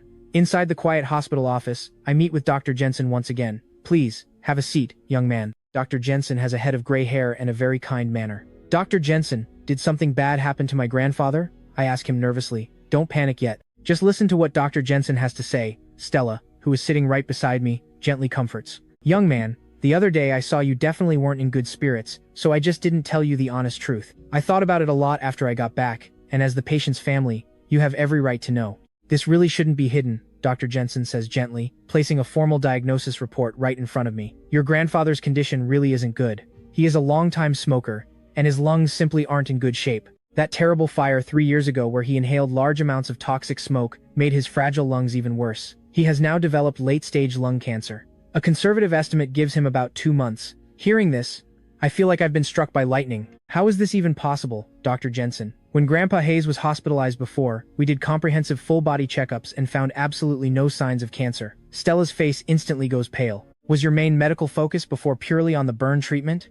Dr. Jensen asks quietly. Stella slowly nods. She is a burn unit doctor and honestly isn't very skilled in complex internal medicine. No wonder Mr. Hayes has been hospitalized for such a long time. You probably only did a full checkup when he was first admitted, and the rest of the time focused solely on healing his burns. Dr. Jensen continues. Some lung lesions are simply too small to accurately detect with instruments at the very beginning.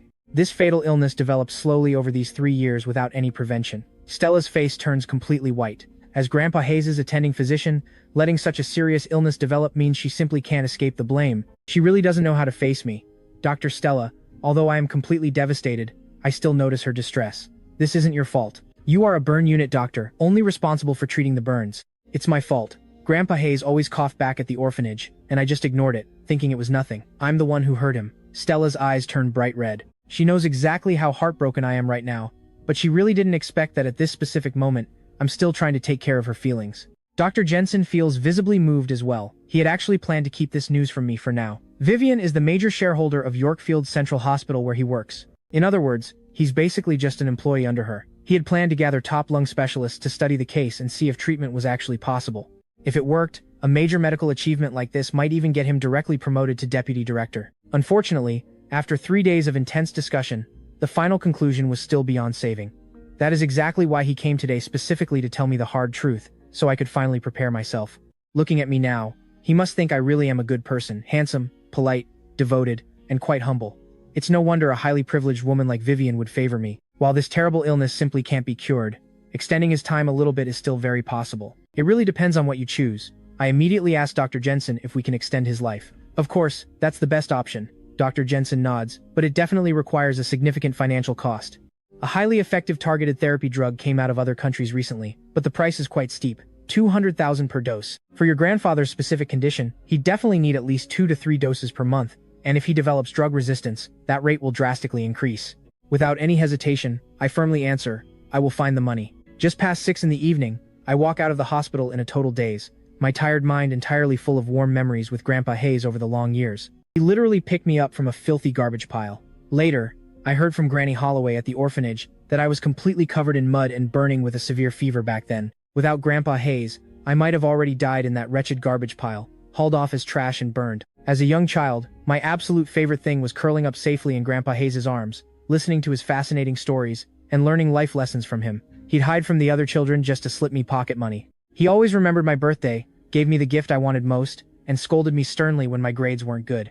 He is truly the only family I have left in this world, my one and only emotional anchor. In my previous life, I was also raised by a grandfather. Now, with 2 souls merged into one, I feel the agonizing pain of losing family far more deeply than anyone else could. As I walk, hot tears just spill down my face. Ring, ring. A call suddenly comes in.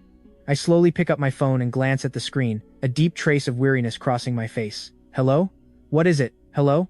You can't even call me mom anymore? I really raised you for absolutely nothing. All those years. A sharp, bitterly cold female voice blasts through the speaker. This is my former adoptive mother, Fiona. She raised me from age 5 to 10.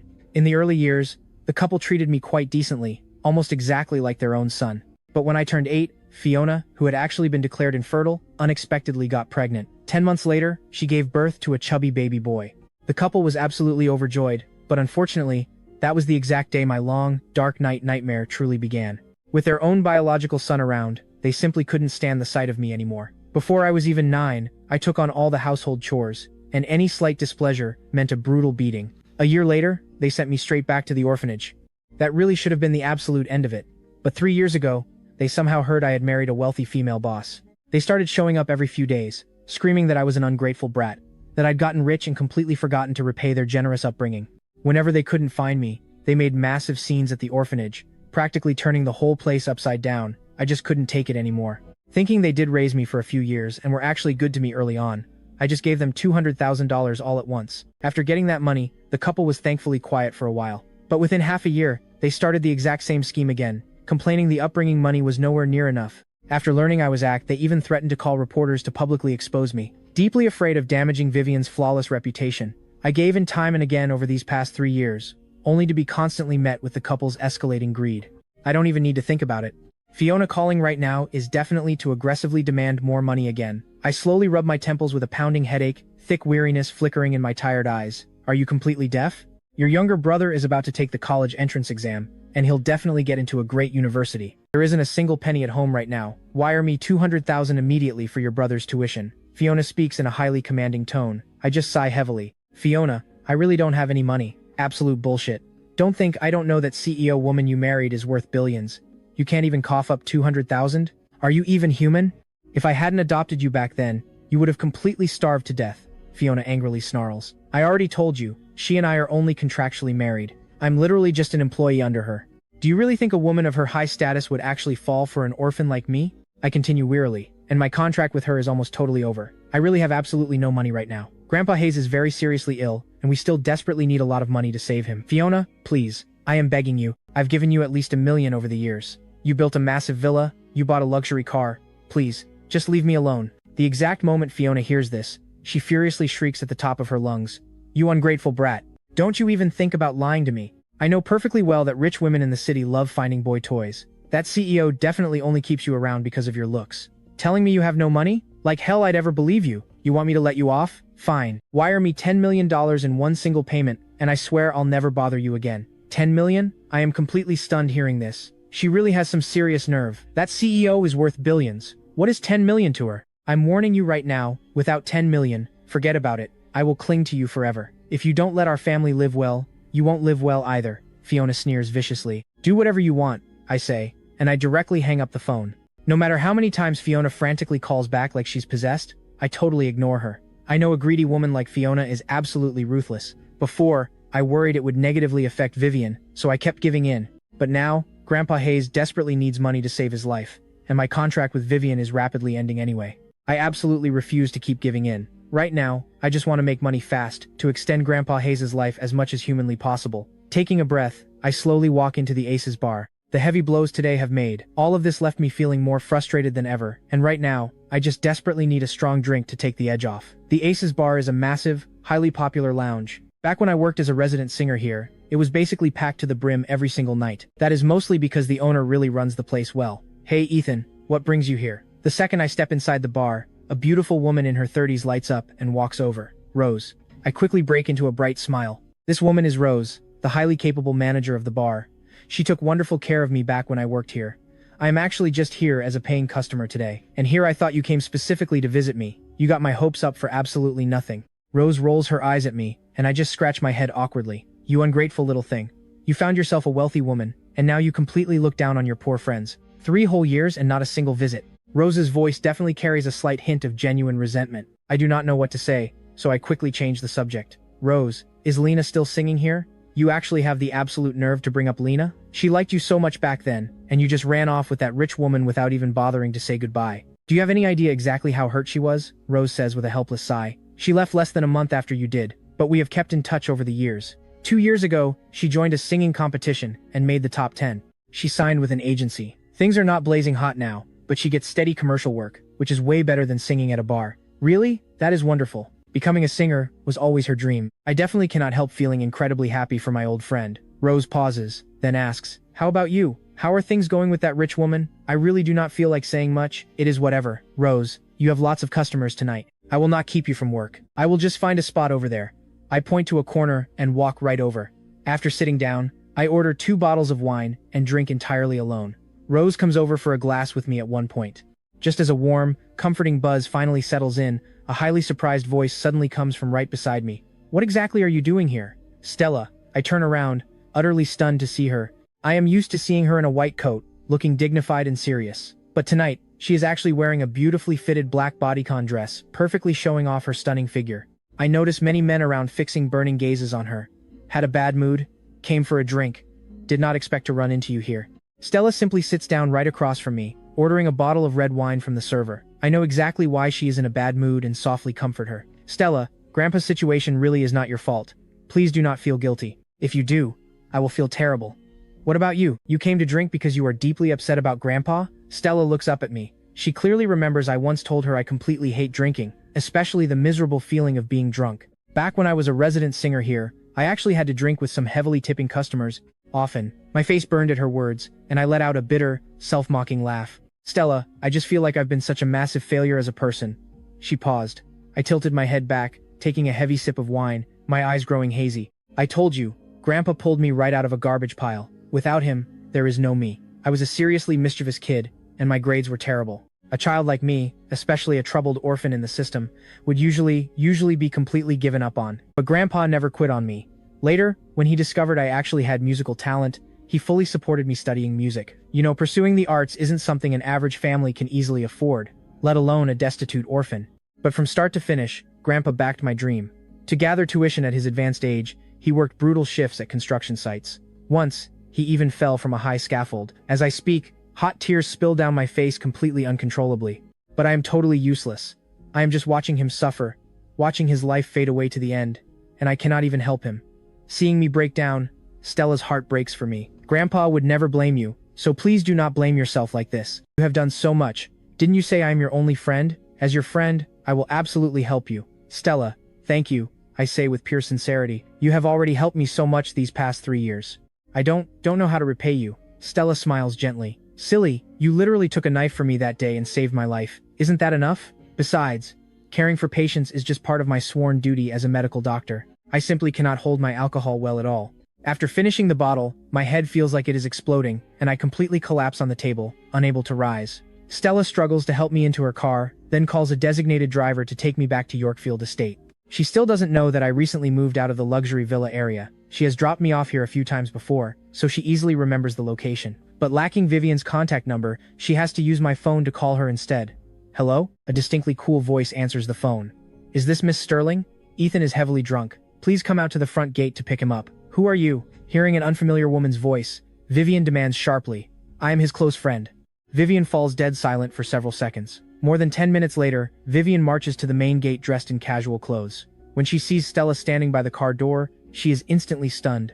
This woman is breathtakingly beautiful. In pure looks, she can perfectly match Vivian herself. And Stella possesses a warm, graceful air that my wife completely lacks. You and I both know that kind of beauty sparks instant jealousy. Wondering when I got such a stunning friend, Vivian feels incredibly uncomfortable, stepping sharply forward. Why did you take him out drinking? Do you not know his health is terribly bad? Stella pauses. Vivian's incredibly arrogant tone makes her deeply uncomfortable. Does she talk to me with that exact same condescending attitude behind closed doors?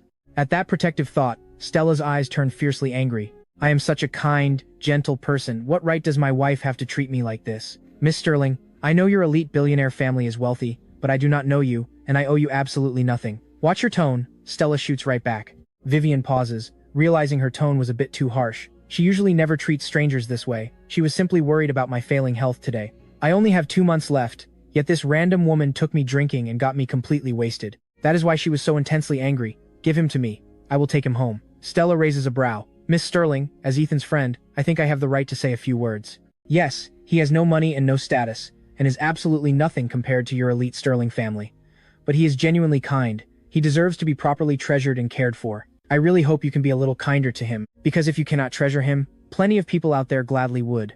Stella does not know how Vivian and I usually interact, but she can easily guess my wife isn't good to me. Otherwise, a powerful CEO worth billions wouldn't have a husband going to a cheap bar to drink over a tiny bit of medical treatment money. What happens between my husband and me does not need outsiders interfering, but thank you for bringing him back. Vivian shoots her a deep look, hauls me out of the car, and walks me, with my hazy, drunken eyes, slowly toward the villa. Back at the house, she lays me on the bed, catching her breath for a long while before slowly calming down. She quietly stares at me, carefully studying this man she has lived with for years. When I am drunk, I am usually very quiet.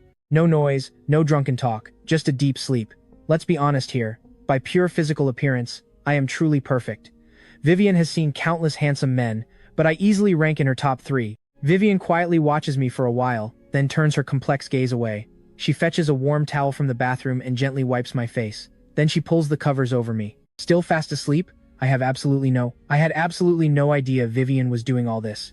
Stepping into her study, she dials Dr. Jensen. Miss Sterling, what can I do for you? How is Ethan's condition? Not optimistic. He came by today. And his medical problem just keeps getting worse. I have discussed this case with several specialist colleagues over the past few days. Right now, the best option is to purchase a targeted therapy drug from overseas. Dr. Jensen pauses.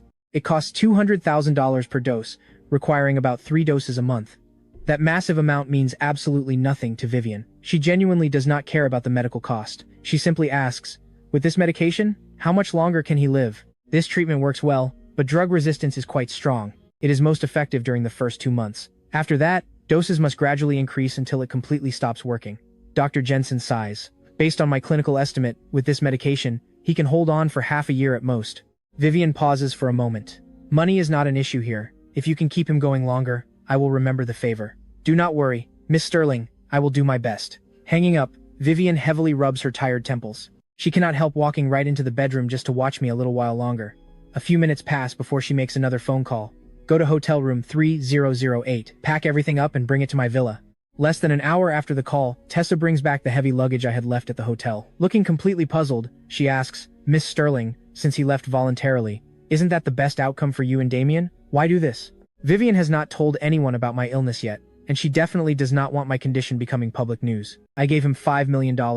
Before the contract ends, he goes nowhere. Hearing this, Tessa looks even more confused. $5 million? Vivian easily drops millions on a single shopping trip. Why would she actually care about $5 million? Tessa stares at Vivian with a strange look. Miss Sterling, you wouldn't happen to enough. You can go back now. Vivian sharply cuts her off. Tessa pauses, hesitating quietly for a moment. For a moment, Tessa pauses, then sighs. Vivian, you and Damien have finally come together after all this time. You've waited so many long years for him. Now that he is back, if you keep entangling yourself with Ethan, Damien really won't be happy. Vivian shoots her a sharp glare. You are talking way too much lately. Do I need you telling me what to do? Just go back. After Tessa finally leaves, Vivian stands alone in the living room in a complete daze for a while. She deeply loves reading Western literature, and especially admires the romantic idea of a platonic soulmate. Back in college, Damien pursued her intensely. At that time, Damien was the campus heartthrob, handsome, from a wealthy family, talented, and fiercely adored by girls. Actually liked him somewhat, too. Unable to resist his persistent romantic pursuit, she finally agreed. But she made him agree to strictly no physical contact, only a deep spiritual connection. If one day she truly believed they were perfect for each other, she would give him absolutely everything. At first, Damien agreed quite readily. But after graduating, he could no longer stand a frustrating relationship where he could look but never touch. He gave her a harsh ultimatum, either go to a hotel together or just break up. After Damien angrily left to study abroad, Vivian deeply reflected on whether she had actually gone way too far. After all, in modern society, where do you find someone who dates for over a whole year and doesn't even let her own boyfriend touch her?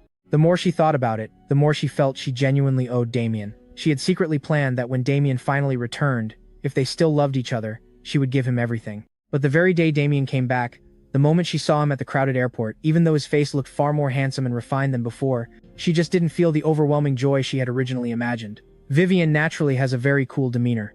During that year of dating Damien, they spent little actual time together. Most of the time, Damien was away. She's always heavily focused on business, so she's actually quite slow when it comes to deep romance. Even right now, she doesn't really know what she truly feels for Damien. Maybe a bit of lingering affection, or maybe just an old obsession and a heavy sense of guilt. She's lost in thought when she suddenly hears a loud noise coming from my bedroom. She pauses briefly, then walks right in to find that I have actually sat up dazedly on my bed. You're awake. Miss Sterling, what are you doing in here? I ask, my words slurring heavily. Vivian firmly says, this is my villa. If I'm not here, where would I be? How did I even end up here? I am sorry, Miss Sterling. I'll leave right away. I sway as I stand up, preparing to leave the room. Sit down, Vivian demands, her brows knitting. In the middle of the night? Exactly, where do you think you're going? All your things have already been brought back. The hotel room is fully checked out, and from now on, you will live right here. You brought my personal luggage back? I stare at her completely blankly. I already said our contract isn't over. You aren't going anywhere, at least for this month. You stay right here and wait obediently. Vivian's tone is incredibly firm. If you dare move out again without a word, you just try me. My aching head is spinning as I look up at this stunningly beautiful woman. Fueled by alcohol, a hot wave of anger suddenly surges inside me. What right do you even have to do this? Vivian pauses, looking genuinely shocked that I, usually as obedient as a kitten, would dare lose my temper at her. Didn't I spend 5 million on you enough? Vivian, do not push me too far. I have dignity too. What right do you have to humiliate me like this? What right? I shout. I already said I would return your 140,000. What more do you want from me? Do I really have to stay trapped here just to satisfy your sick little hobby? Vivian is visibly confused. What hobby? I want to leave, but you won't let me. You insist I stay. Isn't it just so I have to stay right here and painfully watch you and Damien flaunt your newfound love? Yes, I took your $5 million, but you cannot use that money to humiliate me like this. I don't have that creepy, twisted hobby of spying on other people's romance. Why do you always insist on torturing me here? Have mercy and let me go. I don't want to be a third wheel. As I say this, a heavy wave of dizziness hits me hard. I stagger backward and collapse onto the bed, falling fast asleep once again, murmuring something like, I don't want to be a third wheel. Vivian stands completely frozen for a long while, looking down at my drunken, dazed state. Suddenly, she cannot hold it in anymore. She bursts into genuine laughter, and in that beautiful moment, the entire room lights up. The next morning, I rub my aching head and slowly sit up. Looking around at this familiar yet strange environment, I freeze for a second. Then it hits me hard. I think I said some stupid things last night that I absolutely shouldn't have. I slap my forehead in deep frustration. Ethan, I told you not to drink, but you just had to. Now how am I going to clean up this massive mess? I cringe so hard I actually want to die, feeling that once those words are out, how do I even face her now?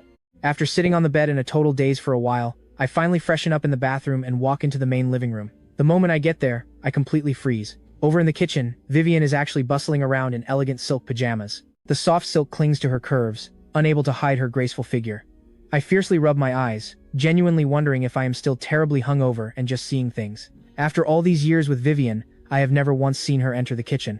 And honestly, I took that as perfectly natural. She is a wealthy heiress, a brilliant billion-dollar female CEO who has never lifted a finger in her life, who normally handles deals worth tens of millions or even hundreds of millions. Honestly, just letting her touch the kitchen actually felt like a terrible crime to me. So naturally, all the kitchen work has been mine alone for years. I absolutely never let Vivian touch a single drop of grease. Now, to suddenly see her actually cooking in the kitchen, apparently making some soup, nearly drops my jaw. For a wild moment, I wonder if someone put a magic spell on her. But to be fair, Vivian cooking seriously doesn't look as flawlessly icy as usual. Her features actually look soft, with a slight, warm smile resting at the corner of her mouth. Her whole body seems to radiate a very gentle, graceful light. Truly, a focused woman is absolutely the most beautiful. Vivian suddenly seems to hear the noise outside.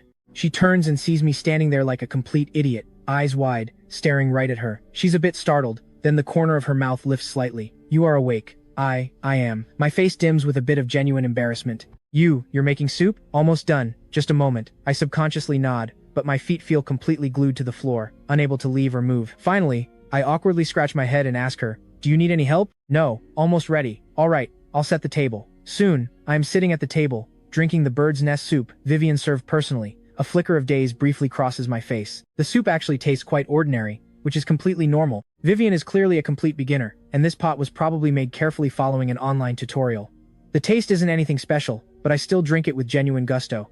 Soup personally made by a stunning female CEO isn't something just anyone gets to taste. With that high status attached, this bowl of soup seems much tastier. While drinking, I absolutely can't help sneaking a quick glance at the bright-eyed Vivian sitting directly across from me, realizing that since I already let everything out last night, I might as well lay things out clearly. Miss Sterling, I will move out right after breakfast. Vivian doesn't even lift her head. She only took one small sip of the bird's nest soup before putting it down, probably finding the taste awful. Right now, she is just holding her phone, calmly reading the latest financial news. Seeing she doesn't respond, I continue talking. I've already put a deposit on a place with an agency near the film studios.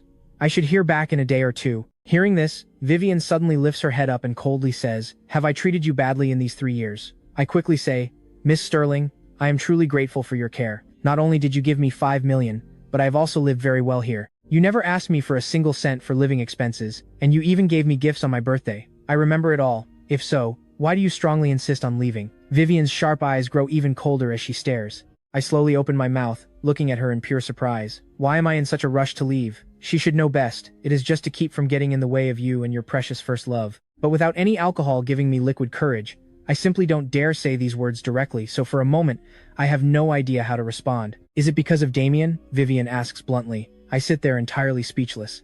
You already know, so why ask? Miss Sterling, I have really thought it through. I look up at her seriously, with sincere eyes. Your secretary, Tessa, clearly told me the reason you signed this contract with me was just to spite your boyfriend. Now that he is finally back, this contract no longer needs to exist at all. If I stay, it might even cause awkward misunderstandings for your boyfriend. So, me leaving now is honestly best for everyone, don't you think? Of course, I definitely won't take advantage of you. The $104,000 for the remaining month, I will fully pay you back as soon as I can. Vivian's brows knit tightly together, and she doesn't speak for a long time. I slowly let out a deep breath of relief. She must have finally taken it in. It looks like this can be settled smoothly today. From now on, we will go our separate ways, owing absolutely nothing to each other. Maybe this is a truly good thing for everyone. I tactfully stand up and quietly leave to wash the dishes in the kitchen, and then casually head to my room to grab my things. Just as I am about to finally leave, Vivian's freezing cold voice echoes from behind me. You just try walking out. I am a serious businesswoman. Since I gave you the money, you have to fulfill your duty. Before the time is up, you go nowhere. Do not bring up that $140,000 again. I don't need the money. You stay right here until the contract officially ends. If you dare leave, you just try me. My body stiffens in shock. I just stare blankly as she grabs her bag, slams the door, and leaves. My face turns very bitter. I really want to ask her, do you need to see a doctor? A perverted habit this serious is this a sickness too? Forcing me to stick around just for that fleeting thrill. I feel totally drained. I slump onto the sofa, catching my breath for a long while, and finally let out a helpless sigh. Forget it. At most, just one more month. I'll grit my teeth and push through it. Since I chose to stay, I won't torture myself over moving anymore. My biggest priority right now is finding a way to make some real money. Grandpa Hayes desperately needs 3 doses of his targeted therapy. That medication costs $600,000 a month. To me, that is an absolute astronomical figure. I wonder how Lily is handling things on her end. I grab my phone to check in, but before I can even dial, her call suddenly comes through. Ethan, get to Yorkfield Plaza right now. Massive opportunity. Okay, I will be right there. I instantly perk up, quickly fix my hair, throw on a sharp business outfit, and head straight out the door, grabbing a fast cab downtown to Yorkfield Plaza. Lily. The moment I step out of the cab, I spot her standing by the entrance, dressed elegantly. She rushes right over. I am going to cut to the chase. You know the show, The Tale of Hannah, right? I give a nod. This television series is a massive production. It has a budget of over $200 million and a truly stacked cast. The female lead is Coralie, the biggest ratings draw in the industry. Several heavyweight veteran actors are attached, too. Plus, the national television network secured the broadcasting rights ages ago. Word on the street is the show is in full casting mode. Honestly, a total nobody like me would not even dare dream of joining a production this massive. If a series of this epic scale is not too bad, even a minor standout supporting role could easily skyrocket an actor's career. All the major talent agencies are pulling out every single trick to get their top clients booked. I am not officially signed anywhere, just barely scraping by under Skyline Entertainment, with almost zero actual resources. I definitely lack the standing to compete. The third male lead was originally handed to Wesley from Rockstone Entertainment, but that guy hit a stroke of bad luck. 2 days ago, he suffered a severe appendicitis attack, and he is still stuck in the hospital. Lily flashes a bright smile. I talked until my voice went hoarse stealing this slot from Rockstone Entertainment. But it is just an audition. Booking the gig is entirely on you. I am absolutely thrilled. The third male lead. With my weak resume, I normally would not even score an audition room invite. Lily has seriously moved mountains for this. Lily, I promise I will give it everything. She studies my face and smirks. Of course, I believe in you. The only catch is time is super tight. Your casting call is happening soon, so read the script now. My audition is scheduled for 2:30 this afternoon. I only have about 5 hours, so I refuse to waste a single second. The second I grab the pages, I devour the material hungrily. What the hell are you doing here? Just as I am getting deeply absorbed into the role, a startled voice suddenly shatters my focus. I jerk my head up and lock eyes with Damien, looking furious. A sudden wave of intense disgust washes over me. I ignore him, simply lowering my head and keeping my eyes glued to the pages. You are actually here to audition? Spotting the script, Damien frowns, unable to process how someone like me, a total small-time nobody, even earned the right to read for this. Mr. Damien, my business here has absolutely nothing to do with you. His arrogant, condescending tone makes my skin crawl. Damien lets out a nasty sneer. You play nice to people's faces and stab them right in the back. Calling you a little troublemaker is far too generous. Remember our little chat at the coffee shop? You swore you would move out, and mere days later, you are clinging to her again. Sticking like superglue, do you have zero shame? Hearing this, My first reaction is not blinding anger, but pure annoyance. Damien found out I moved back way too quickly. Vivian must have tipped him off. I seriously cannot figure out what that woman is playing at. On one hand, she practically forces me to stay with her iron grip. On the other, she is deliberately stirring up drama with her precious first love. What is her endgame? For the very first time, real resentment toward Vivian flares inside me. Look, even though I am technically her employee and accepted her money, she does not get a free pass to trample my dignity. Mr. Damien, are you sure you are barking up the right tree? I reply flatly. Do you honestly think I returned without Vivian's explicit permission? Seeing his totally stunned expression, I press on. Instead of harassing me, take it up with Vivian. The absolute second she signs off, I will pack my bags. Damien's face instantly darkens. You had better remember exactly what you are.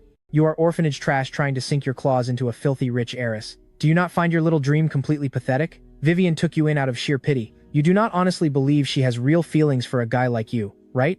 Consider this a warning. Run as far away as possible. If you keep clinging to Vivian, I will make sure you starve in Yorkfield. At that, he suddenly flashes a cruel, mocking little smile. So, you want to audition for this big drama? Do you even know who bankrolled this? Vivian is the lead investor. And the only reason she threw cash at it was because I wanted the male lead role. I do not care who you beg for this audition, but one quick phone call to Vivian, and even if you somehow crush the read, it is totally useless. Try me. Without waiting for my response, Damien arrogantly struts away down the hall. I sit there completely frozen for what feels like hours, my thoughts spinning in chaotic circles. Who is Ethan? Please step inside for your audition. A young female assistant suddenly pops into the waiting room. I snap out of my anxious daze. Even though I know Damien was telling the truth, one single complaint from him, and Vivian will definitely boot me from the set, I still hold onto a tiny sliver of hope. What if? I desperately need cash right now, and booking this series means everything. Even with a 1 in 10,000 shot, I have to try. I follow the assistant into the casting room. Seeing the 3 judges seated at the front table, my chest tightens with intense nerves. The bearded guy in the middle is director Hudson, a legendary television creator with multiple massive hit series under his belt, and the main visionary behind The Tale of Hannah. On his left sits a woman around 27, wearing an elegant dress.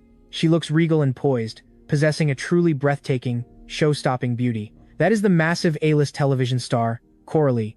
And on the right sits the legendary veteran actor Master Tanner, known for countless beloved classic roles. He is a genuine titan of the entertainment industry. Hello, Director Hudson, Master Tanner, Miss Coralie. I offer a polite bow. Ethan, right? Have a seat, Master Tanner kindly offers first. I would love to hear your personal analysis of this role. I nod, sitting up very straight. I believe Jorn is an incredibly complex figure. His personality is never static. His journey cleanly breaks down into 3 distinct arcs: early, middle, and late. I speak passionately for over 10 minutes, wrapping up right on cue. Judges, that is my core read on him. Coralie's eyes light up, her gaze showing genuine, undeniable appreciation. It seems you have truly studied this guy in serious depth. The third male lead shares heavy screen time with her, so she took this casting call seriously enough to attend personally. Over a dozen guys read for this before me, including a few famous household names, but none of them managed to dissect Jorn quite as deeply as I just did. Thank you, Miss Coralie. I honestly feel a tiny bit guilty. I just happen to possess a photographic memory. After years of analyzing scripts, I can easily pull a character's true motives from a messy plot. Ethan, what genuinely matters for any actor is raw talent. Your research is solid, but landing the part comes down to your performance. Coralie flashes a warm smile. Next, I'm going to run a scene with you myself, the Eastern Palace abduction sequence. You remember it? Let's tackle that one. I immediately reply, absolutely. That dramatic sequence is perfectly iconic. The third male lead, Jorn, is a fierce Imperial Guard general who falls hopelessly in love with the heroine, a time-traveling palace maid. He vows to protect her with absolutely everything he has. To save her life, he blatantly ignores the Emperor's strict commands, rallies his Imperial troops, raids the royal mansion, and beats the Duke's arrogant heir half to death. There are dozens of crazy sequences exactly like this. Basically, he is the absolute ultimate tragic romantic, ready to burn his entire world to the ground, just for her. But this is the tale of Hannah, after all. No matter how obsessively he loves her, he cannot outrun the narrative. Ultimately, the female lead belongs with the Crown Prince. That Eastern Palace abduction scene is Jorn's absolute devastating breaking point after years of chasing her. It is a massive climax, and notoriously difficult to nail on camera. Here in the room, Coralie and I square off, locking eyes. Hannah, tell me the truth. Did the Crown Prince force your hand? You love me. How can you possibly marry him? I roar with explosive emotion, my jaw muscles physically twitching. Pure, unfiltered grief and despair bleed instantly from my eyes. Director Hudson and Master Tanner immediately sit up a little straighter. This kid has real fire. The raw emotion hits perfectly, feeling entirely genuine without any stiff, theatrical marks. The dialogue is dripping with emotion, sharply delivered, and carries a deeply captivating, magnetic weight. Coralie looks visibly stunned, but quickly snaps back into character. I am so sorry, Brother Yoren. I never knew. I have always viewed you strictly as a brother. A brother? No. I refuse to be just your brother. My face twists into frantic, helpless desperation. Impulsively, I snatch Coralie's hand. Hannah, I love you. For you, I would gladly throw away absolutely everything. I know that arrogant crown prince must have threatened you. I will take you away from here. Far, far away, somewhere nobody will ever find us. At this, my eyes fill with desperate pleading, my whole frame violently trembling. Brother Yoren, stop. You are hurting me. The crown prince never threatened me. Marrying him is entirely my own free choice. Brother Yoren, I am deeply grateful for your affection, but I swear, I only view you as family. The only man I truly love is the crown prince. I know this hurts you, but I refuse to let you keep stumbling down that wrong path. Brother? So after all this time, I was only ever just a brother in your eyes? Hearing those exact words, I plunged straight into pure madness. My eyes instantly flood with heavy tears, filling rapidly with thick, dark bloodshot veins. Director Hudson and Master Tanner watch me, holding their breath, completely swept up by my raw emotion. Soon, loud applause fills the room. Well done. Perfectly acted. Coralie quietly wipes away a stray tear and flashes me a genuine smile. Ethan, you were truly amazing. I almost couldn't keep up with you. Have you really never landed a big role before? Mostly just small parts in web dramas, I answer honestly. Director Hudson gives me an approving nod. Ethan, you possess very real acting talent. That scene featured incredibly natural, emotional shifts. No pretense, no exaggeration, and the raw emotion felt deeply full. That crying part was especially really brilliant. Master Tanner also smiles warmly. Young man, keep at it. Young actors these days are far too restless. They only chase quick money and never polish their craft. Relying purely on a handsome face only lets them ride on fleeting youth. I see real promise in you. Keep polishing that craft, and you will definitely earn a lasting place in this entertainment industry. I'm completely flattered. Thank you all for the wonderful encouragement. Ethan, go home and prepare. Barring anything totally unexpected, this massive role is yours. Director Hudson rarely makes a final call right at the audition stage, mostly because way too many backstage connections are involved in casting, but my raw acting just now completely won him over. Top-tier looks, first-class acting skills, and perfectly solid line delivery. The only reason a uniquely gifted young actor like me hasn't broken out yet is simply missing someone powerful to push from behind. He clearly doesn't mind being that backer, especially given my genuinely humble personality. Whenever I become a massive star one day, I'll definitely remember this huge favor. Thank you, Director Hudson. And thank you, Master Tanner and Miss Coralie. I show appropriate excitement. The second I step right out of that room, I can no longer hold back my explosive joy. I pump my fist hard. Landing this amazing role means a paycheck of $3 million. If this part makes me even a little bit famous, I'll never have to worry about finding acting work again. So, this specific role is absolutely crucial for me right now. It's not just for earning the cash to treat Grandpa Hayes, but for my entire acting career. Ethan, just as I'm about to excitedly share the great news with Lily, a familiar voice calls out from behind me. Oh, Miss Coralie. Turning back to see her, I'm completely stunned. Coralie smiles warmly. Let's add each other on WhatsApp. There's still plenty of time before official shooting begins. Whenever you're free, we can chat more and work on making your role even better. My mind instantly goes totally blank. A major superstar exactly like Coralie is actually asking to add my personal contact? I am absolutely beyond flattered. I quickly pull out my phone and eagerly add her on WhatsApp. Miss Coralie, please give me your professional guidance from here on out. Coralie looks closely at my handsome face. Please don't call me Miss Coralie. I'm really not that much older than you, and being called that makes me sound so old. Just call me Coralie. I have something important to handle now. We'll chat on WhatsApp. Take care. Goodbye, Miss Coralie. Still, Miss Coralie? My face instantly flushes. Coralie. Now that's much better. Coralie giggles and walks gracefully away. Then, I eagerly find Lily sitting in the waiting room. Director Hudson made the call. He is giving me the role. Hearing this news, Lily asks in complete shock and delight. He really said that? Yes, he did. That's amazing, Ethan. I always knew you could do it. Lily excitedly hugs me tight. By landing this massive role, you'll definitely get famous, and I'll get to ride your wave of success too. Lily. My face flushes bright red, feeling a bit at a loss. Lily suddenly realizes she got way too carried away and quickly lets go. Seeing my face totally red to the ears, she laughs. A married man, and you're still this shy? Come on. To properly celebrate you landing the role, I'm treating you to dinner. Lily picks a fancy Western restaurant located right in the city center. It's quite upscale. Soon after ordering our food, Lily says, this new drama officially starts shooting early next month. You have exactly half a month to prepare. With your strong acting, you'll definitely be fine, but you still shouldn't slack off. Polish your skills as much as you possibly can. I actually made plans with Coralie. We're going to discuss acting. What? Coralie? Coralie? I mean, Miss Coralie. Lily's eyes instantly go incredibly wide, like she's just seen a ghost. You just call her Coralie, and actually made plans to talk acting together? Man, that's Coralie we're talking about. She looks friendly, but she's actually incredibly hard to approach. Throughout all her years in the entertainment industry, Lily has heard plenty of wild rumors about Coralie. They say she comes from a massively wealthy family, has a notoriously fiery temper, and once publicly slapped several directors and sleazy investors who tried pulling the casting couch on her. In television dramas, she always plays leading ladies, and in real life, she's just as much an absolute queen. A woman from such a powerfully wealthy background, with such a strong presence, actually wants to discuss the script with Ethan, a total newcomer? Is something wrong with that? I look up, genuinely confused. No. Lily stares at my face with a highly complex expression, clearly thinking deep inside, Coralie, you act like you have absolutely no interest in any man, but it turns out you're just as ordinary. Halfway through our dinner, two people suddenly walk in at the front entrance, heading straight toward us. The moment this man and woman walk in, they immediately draw absolutely everyone's attention. It's Vivian, and her unforgettable first love, Damien. Vivian, let's take the nice window seat right over there. Damien smiles warmly at Vivian beside him. Ever since coming back, he has actually invited her out alone many times, but Vivian has always made excuses and firmly refused to dine with him one-on-one. Still, Damien confidently knows Vivian warms up slowly. After so many long years apart, there's naturally bound to be a bit of awkward distance. He strongly believes pursuing her as passionately as he did in college will eventually win this icy beauty over again, so he really isn't in a rush. These past days, he sends a beautiful bouquet of flowers to her every single morning and evening, regular breakfast delivered, alongside constant caring messages on WhatsApp. This afternoon, he tentatively invited her to dinner, and to his complete surprise, she actually agreed. Even right now, Damien is clearly excited, as if he sees real hope of finally winning her over. The seat Damien picks happens to be right in front of Lily and me. Once seated, Vivian has her back turned completely to me, while Damien faces me directly. Suddenly, our eyes meet, and both of us pause briefly. Then, Damien slowly breaks into a terribly wicked smile.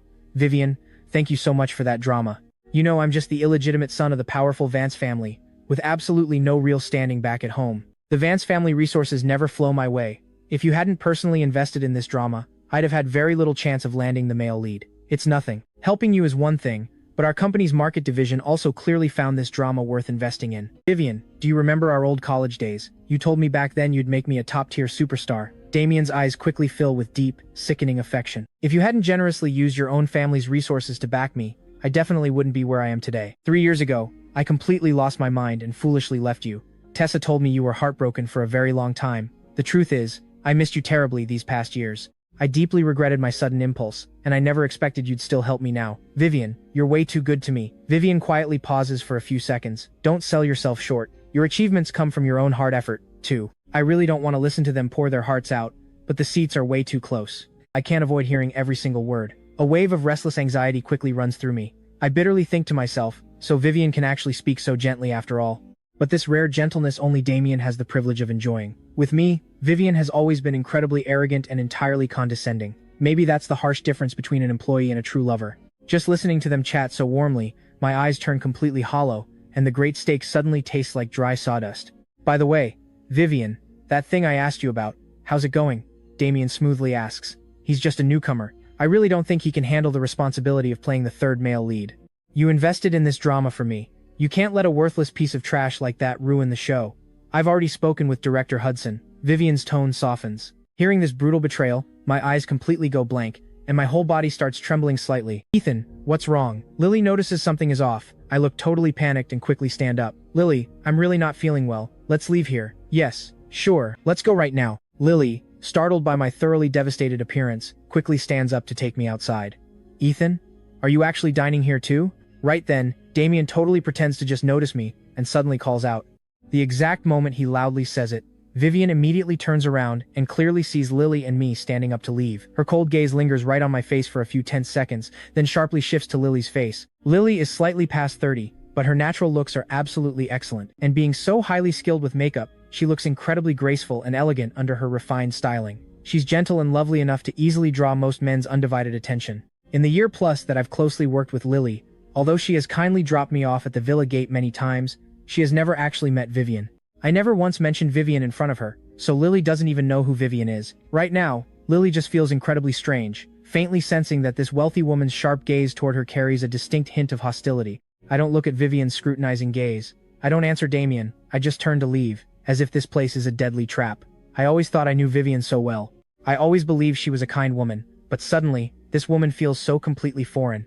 So foreign, it scares me. So heartless, it scares me. This role was my one chance to finally turn things around. It was my only way to raise the money for Grandpa Hayes' targeted therapy drugs. And now, it's been brutally stripped away by just one word from her, strictly to please her first. Listen, I never maliciously judge anyone in my life. Even when my adoptive mother, Fiona, treated me terribly, I never truly hated her. I always tried to remember her good side. But in my absolute hour of greatest need, the woman I felt most grateful toward ruthlessly cut down my final hope. Ethan, stop, Vivian says coldly. I freeze for a moment, then I slowly turn around to face her. My eyes are bloodshot, and my fingernails dig hard right into my palms, desperately trying not to lose my composure. But deep down, I keep thinking, what right do I actually have to blame her? The show was her financial investment. She is entirely free to swap out whoever she wants. She owes me absolutely nothing. Damien is her actual boyfriend. To please him, she just takes my role away. Is that not completely normal? Vivian meets my bloodshot eyes, momentarily losing her composure. For all the time she has known me, the Ethan in her memory has always been very warm and gentle, with a bright smile constantly on his lips. Whenever she sees him, a whole day of heavy worries just seems to vanish. Though she never really wants to admit it, she genuinely enjoys their quiet time alone. She works in the study, he bustles around the kitchen, or cleans the house, happily humming pleasant melodies. Even without seeing him face to face, simply feeling his steady presence nearby, his quiet warmth gives her complete peace of mind. In all of their years together, she has absolutely never seen such a near despairing look inside his eyes, carrying a truly heartbreaking, shattered feeling. Her heart trembles slightly, and her harsh tone finally softens. Ethan, Damien and I are currently discussing some serious work matters. Come sit down with us. The real reason she agreed to dinner with Damien today is because he keeps sending flowers and breakfast every single day, causing her some major trouble. Many people at the company know she is married. Damien's relentless pursuit has stirred up plenty of terrible rumors at work. She wanted to use this dinner to have a proper talk with Damien, never expecting to run into me right here. In normal circumstances, with her proud nature, she would never bother explaining. But seeing my devastated state, Vivian uncharacteristically offers a gentle explanation. No thank you, Miss Sterling. We have already finished eating. There is nothing else, so I will head out now. Right after saying that, I practically flee the scene. Outside the restaurant, I am like a fish out of water, mouth wide open, gasping for air. Pure sorrow, pouring uncontrollably from my sad, solid eyes. Ethan, what is going on? Do you know that woman? Lily catches up, looking at me with real concern. Lily, I am truly sorry. I feel I have let her down. I know exactly how much Lily has poured into me over the years. How many heavy worries she has patiently carried for my career. There were several good opportunities before, but they required filming far out of province for long stretches. Having signed the marriage contract with Vivian, I simply always put her first to do right by that $5 million. And with Grandpa Hayes to constantly look after, I painfully gave up those prime opportunities. But Lily has always totally respected my personal decisions, never once complaining. Landing the starring role this time, I desperately wanted to share the news with Lily right away. It would not only launch my career, but also lift Lily's career too. In the end, I completely disappointed her. Deep, heavy guilt fiercely churns right inside me. Why are you suddenly saying sorry to me out of nowhere? Lily is genuinely confused. The role might actually be gone. Lily's eyes go incredibly wide instantly. Why? I do not want to hide the truth from her anymore. That woman just now is my wife. She is very wealthy and one of the main investors of the Tale of Hannah. She is your wife? Lily is completely shocked. I laugh bitterly at myself. Do you really think I am worthy of her? The cold truth is, we are just in a fake marriage. The contract has only 1 month left, then it ends. Lily is completely stunned, never imagining things would be this way. You should have recognized the man with her, Damien. He is her boyfriend now. You know exactly why Damien dislikes me so much. I smiled bitterly. She invested heavily in this television drama mainly for Damien, just so he could play the male lead. With Damien hating me this intensely, why would he ever let me play the third male lead? You heard them just now. They have already decided to take the role away from me. It is a lot to process. Lily takes a long time to come back to her senses. Then comes endless, burning rage. They are bullying you too much. Forget it, I sigh gently. It is her financial investment. She naturally has the right to use absolutely whatever actor she wants. But you have been her husband for all these years. Even if it is totally fake, she should never be this unbelievably cold-hearted. That woman looks so pretty. Who knew her heart was actually so cruel? The more Lily thinks about it, the more angry she gets. She desperately wants to march right back inside and curse Vivian out, but I hold her back. Lily, do not be rash. How can I not be?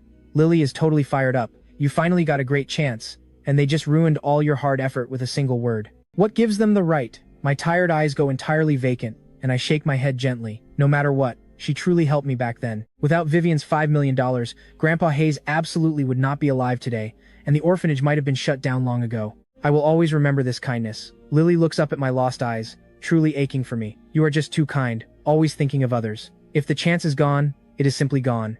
I will absolutely find you another one. I refuse to believe they can control everything. With your amazing acting and talent, someone will definitely see your true worth. Just as we leave the restaurant, Vivian and Damien walk out. Before the food even arrived, Vivian completely lost her appetite and quickly came downstairs, just in time to catch a quick glimpse of my departing figure. Damien glances at her dazed eyes, dark jealousy flashing sharply in his own. He smiles gently. I really did not expect Ethan to quietly find himself a brand new girlfriend. She is pretty, but definitely seems a few years older than him. Maybe knowing his contract with you is finally ending, he seamlessly found another woman. I never would have guessed. He always looks so innocent on the surface, but apparently plays around so freely behind the scenes. Vivian stays completely silent. A quick flicker of deep thought crosses her cold, sharp features. Damien, please stop sending flowers to my office. Damien suddenly freezes completely. Ethan and I are still husband and wife. Many people at the company already know this. Your giant flower bouquets every single day have already caused a lot of terrible rumors, Vivian says firmly. Damien says with great difficulty, Vivian, you know my true feelings for you. Since you have faithfully waited so many long years, even finding Ethan as a temporary substitute, now that I am finally back, is there really any need to keep entangling with him? He really cannot figure out exactly what Vivian is thinking. On one hand, she acts deeply devoted, saving herself for him, even finding a substitute who resembles him a tiny bit. She deeply treasures every single gift he ever sent, taking incredibly careful care of even a single delicate clivia plant. But ever since he came back, she keeps her distance, remaining entirely lukewarm and totally detached. Vivian is silent for a few intense seconds. I told you back then, what I truly want is a purely platonic, spiritual love. For years, I honestly thought you and I truly had that kind of connection. Maybe the wild obsession deep inside my heart played cruel tricks. I kept fantasizing and longing, idealizing you as much as I possibly could. That is exactly why I treasured all your lovely gifts. I thought they were so romantic. When I finally heard you were finally coming back, I even seriously thought about throwing everything away just to run to you. At this tense point, under Damien's expectant gaze, she pauses briefly, then slowly continues. But that day, at the busy airport, I painfully realized you fell incredibly far short of the ideal I originally had in mind. I felt no real anticipation, no real joy. Why is this actually happening? Hearing this, Damien tightly clenches his fists, his eyes completely filled with intense frustration. Vivian slowly shakes her head. I truly do not know either. The old feeling just is not there anymore. Damien fiercely grits his teeth. Is it because of Ethan? Vivian completely freezes for a moment and says nothing. What does he even have? No career, no powerful background. He may be handsome, but I am definitely more handsome than him. In what way am I worse than him? Damien almost roars. Vivian slowly looks up at him, a hint of sad pity showing in her eyes. You really do not need to be like this, Vivian. And I know I was wrong back then. I should not have acted on impulse, forcing you that way. Please, give me one more chance. I will totally respect you. I will never force you to do anything you do not want, Damien desperately pleads. Vivian simply does not answer. She just silently turns and walks toward the parking lot. Ethan, you damn bastard. Damien fiercely curses through tightly gritted teeth. I am not done with you. Later, on my way home, I receive an unexpected call from Director Hudson. Yes, Director Hudson, I completely understand. It is fine. I know some things are out of your control. I do not blame you. I would be honored to receive your guidance another time. On the phone, Director Hudson sincerely apologizes, warmly saying he thinks highly of me. This time, it is due to forces completely beyond his control. There was simply no way to make it work. For his next drama, if there is a suitable role, he will definitely invite me to audition. Even though I had already guessed the role was finally lost, hearing the actual call still leaves me with a heavy sense of loss. This was a real opportunity, but things simply did not go my way. So now, I desperately need to find another solid way to earn the money for Grandpa Hayes' critical targeted therapy drugs fast. Folks, this is the famous luxury estates in Yorkfield. Just as I reach the main gate, a bleach blonde guy walks right toward me, followed by a whole team. It looks like he is live streaming. They say a single mansion here goes for over $100 million minimum, and the front row units, the most prestigious ones, go for over $1 billion. Folks, today I'm going to take you inside to see for yourselves. Watching this loud scene unfold, I suddenly remember the original owner of this body was actually a content creator on a streaming platform too. His account name was Riding the Wind, verified as a completely independent musician. I slowly pull out my smartphone and quietly check. There are absolutely dozens of video. There are only 3 original tracks here. Most are covers. The previous owner's personality was quite similar to mine, pretty shy, so none of the videos showed his face. With his basic karaoke-level singing skills, those uploads simply did not get many likes. The most popular upload barely hit around 70 or 80,000 views. Should I record an original piece of music and post it online? That exciting idea suddenly hits me. At my current status, finding another golden opportunity, exactly like the tale of Hannah, would be incredibly difficult. Earning enough cash for those targeted therapy drugs purely through acting just is not realistic right now. Maybe becoming a music influencer could be a solid way to make money. After all, back in my previous life, I worked at a major record label. I was systematically trained, highly skilled in lyric writing, composition, and arrangement. My mind holds a massive library of tracks from my past life. If I can bring those songs into this world, maybe I can finally break out and succeed. Once that idea takes hold, it spreads like wild vines twisting through my mind. Back home, I immediately grab a pen and paper. In under 10 minutes, a complete melody and lyrics are perfectly reproduced on the page. At the exact same time, I download software on my computer and dive into arranging. I work until 5 in the afternoon, and a complete song finally takes shape. Without professional audio equipment, the final video quality is not ideal, but working with these limited conditions, I really cannot ask for anything more. I log onto the official registration site and secure the copyright first. Then, I write a catchy caption and upload my new video to the platform. After stretching my tired muscles, I check the time. It is already almost 6. I quickly head into the kitchen to prepare dinner. Just as I finish cooking the meal, the front door opens. Vivian is back. "You are home early, let's eat," my gentle voice greets her warmly. She looks up at me, seemingly checking my current mood, and only nods after seeing I am acting perfectly normal. She heads into the bedroom. A while later, she steps out wearing pajamas, her hair let down from its sharp updo into a relaxed fall. Dinner remains as quiet as always. After eating, I wash the dirty dishes. Just as I am about to head back to my room, Vivian suddenly calls out to me. "Ethan, let's talk." I pause briefly, a wave of secret joy rising inside me. Could this be about ending our contract? That would be great. Impossible. That acting role meant way too much to me. Still, I consider that she poured real money into the drama. Who she uses is her own business. Besides, Damien is her actual boyfriend, and she loves him deeply. Sweeping me out the door for him is not exactly wrong. Plus, without that $5 million in life-saving money back then, Grandpa Hayes would not be alive today. That is a heavy debt of saving a human life. Even with my personal regret and deep dissatisfaction, Vivian acting coldly toward me is not exactly a crime. What right do I have to blame her? "Miss Sterling, I know what you were going to say. It is about ending the contract, right?" I beat her to it. "All right, I completely agree. Can you spare some time tomorrow morning? Let's go to the marriage registry and officially file for divorce." Hearing this, Vivian looks entirely shocked. She did not bring me over to discuss this. She never once thought about ending our agreement early. She just noticed how exhausted I looked during dinner and felt genuinely worried about my health. She only planned to ask how I was doing, never expecting I would suddenly bring up a divorce. Her face instantly darkens. "Ethan, there is no need for this. When we signed that contract, we agreed this was strictly a working relationship. That marriage certificate was just a formality, so you would not get any wrong ideas. Do you understand?" I freeze. Over the years, I have heard similar harsh words from Tessa many times. Even Damien has said the exact same thing to me, but this is the very first time these words have come from Vivian's own mouth. In that moment, my heart suddenly tightens, but the painful feeling fades quickly, until everything becomes crystal clear. Vivian instantly regrets her harsh words the second they leave her mouth. She does not even know why she said them. She just felt like I might actually be jealous of Damien. That annoyed her, and subconsciously, she wanted to completely crush any such thoughts to spare us trouble. "Do not worry, Miss Sterling. I know my place. I know my exact position. I would never have any improper thoughts. Once the contract ends, I will stay very far away from you and Mr. Damien. I will never cause any trouble for you both, rest assured." Hearing this, Vivian gets even more annoyed. She snaps, "Do as you wish," and walks into the study. My gaze follows her, and when I pull it back, my eyes are entirely full of bitter mockery. I had been thinking of getting out of this massive villa quickly, if only for my own dignity. Leaving on my own terms and being kicked out are two entirely different things. But since Vivian insists I stay, I will just see out this final month and endure whatever humiliation comes my way. After all, I took her $5 million in life-saving money. The next morning, I get an unexpected call from Lily. "Ethan, something big happened." Her tone sounds incredibly urgent. My heart sinks instantly. "Lily, what is wrong?" "Someone in the entertainment industry issued a blacklist order to completely ban you." My face goes pale instantly. The very first person I think of is Vivian. The Sterling family is a massive, old money dynasty based in Yorkfield, with assets approaching hundreds of billions and incredibly far-reaching connections. Only they could pull this off.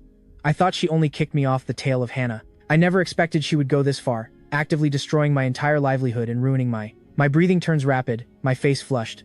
I dig my thumbs hard into my palms. Pure rage and despair make me dizzy. Combined with low blood sugar and an empty stomach this morning, I lose my breath entirely. My head spins, and I collapse. The loud thud severely startles Vivian inside the master bedroom. Her face changes drastically, and she rushes out to help me up. I firmly push her hand away and force myself back up off the floor. My face, still pale. "I will take you to the hospital," she says. quickly reaching for her bag. "Vivian, am I a joke to you?" I shout. Vivian freezes, looking at me in total confusion. My eyes are burning with intense fury and deep bitterness.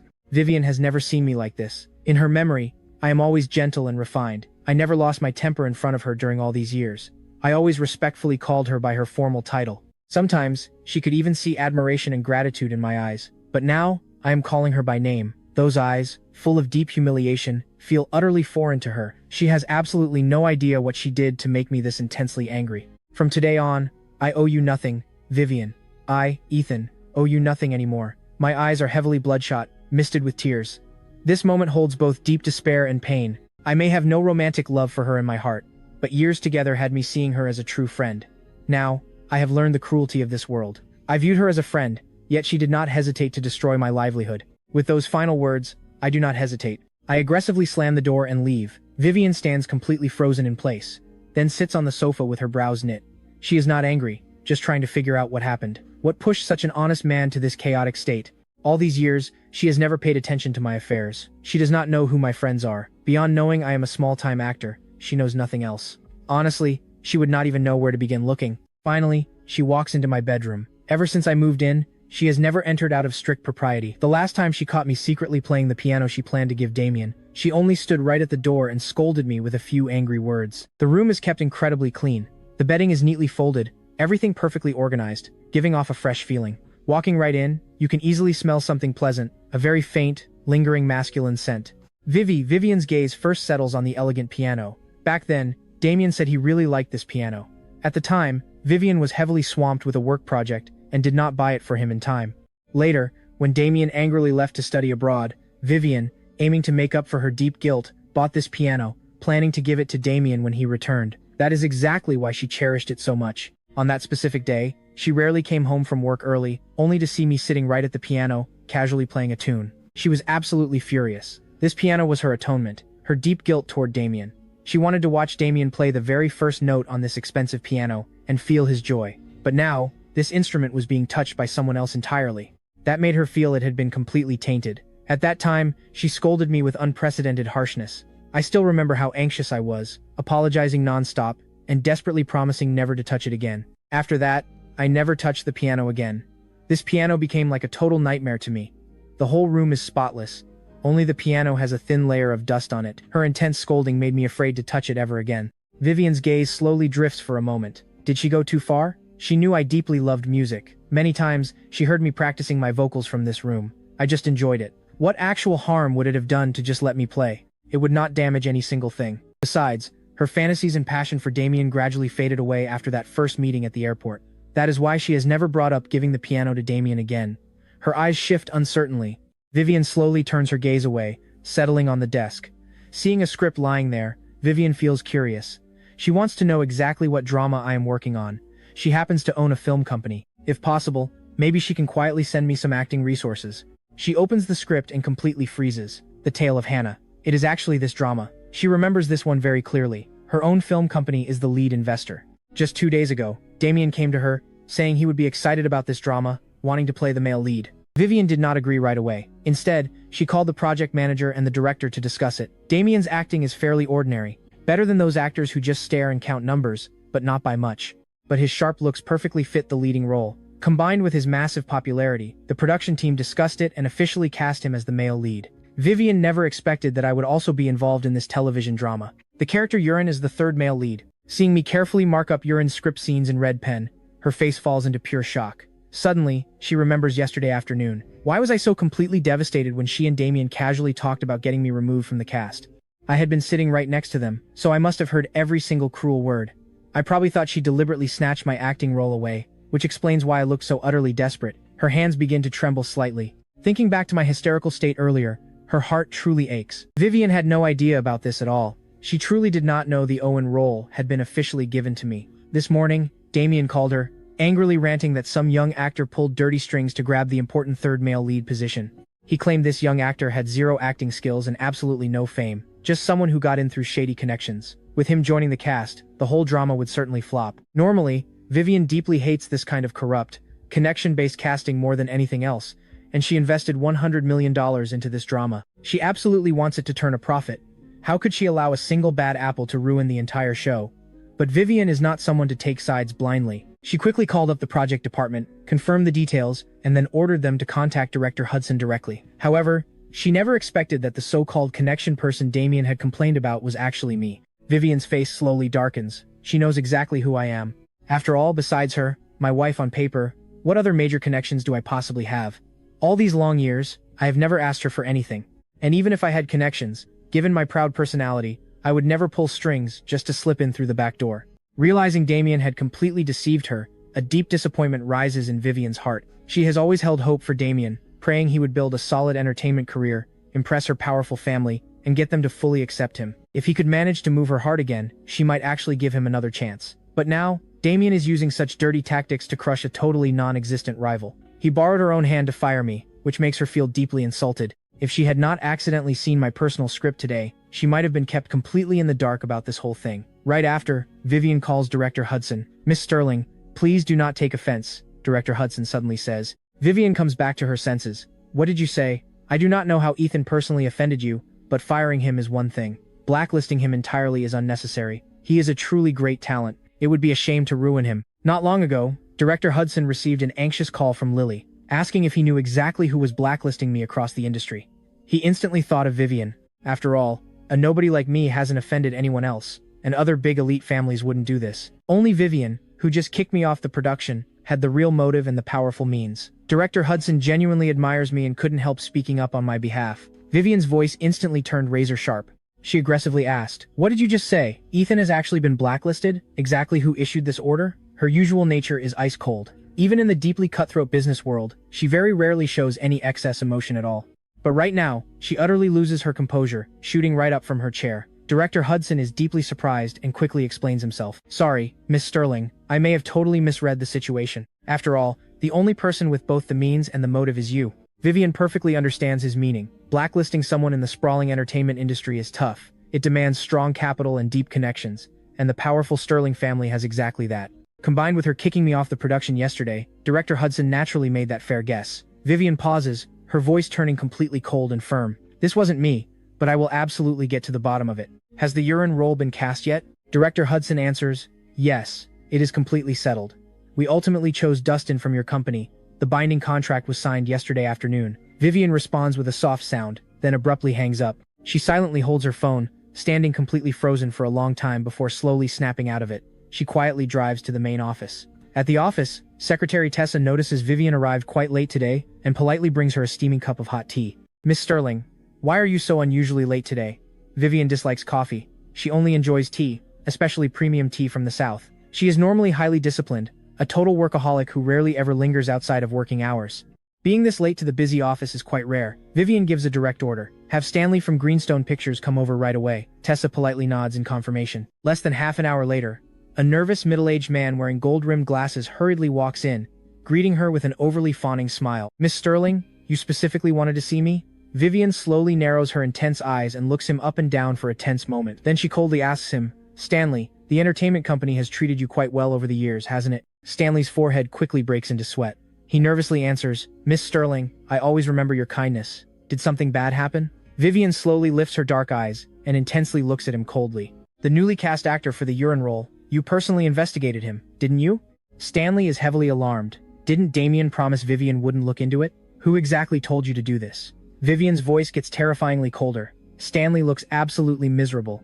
This time, he has truly really been completely ruined by Damien. Because of his industry work, he often crosses paths with Damien. He clearly knows Damien is very close to Vivian. So, when Damien asked him for this sneaky favor, he agreed without a single hesitation. He never imagined a major figure like Vivian would aggressively question him over this. "Miss Sterling, this isn't my fault at all. Mr. Damien came to me and specifically said it was your arrangement."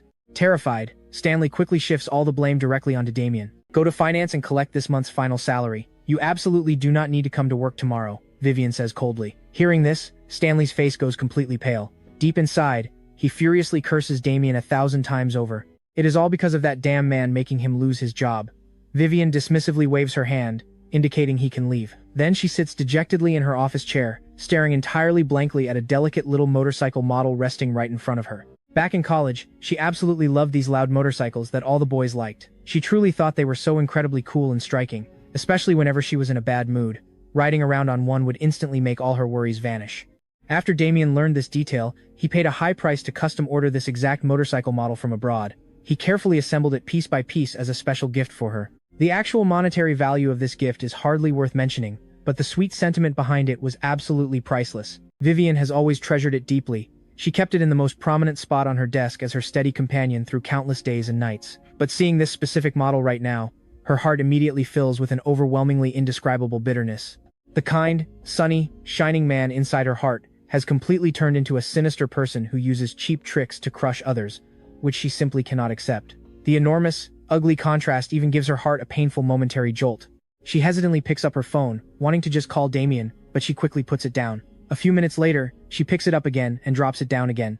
After painfully repeating this cycle who knows exactly how many times, Vivian finally dials his private number. Vivian and Damien's incredibly delighted voice comes through. "Do you have time?" "Yes, of course.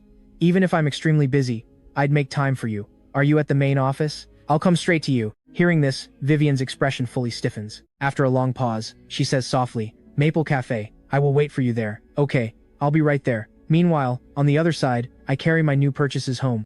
I bought a professional audio interface, a nice studio-grade microphone, and this new guitar and gear cost over $10,000, nearly wiping out my bank account. A good craftsman needs proper tools. Yesterday's rough recording left me totally unsatisfied, so today I just emptied my savings. I went all out for a brand new set of audio equipment. This recording setup isn't exactly high-end, just enough to get by. Still, the final sound quality will definitely be several levels higher than yesterday's track.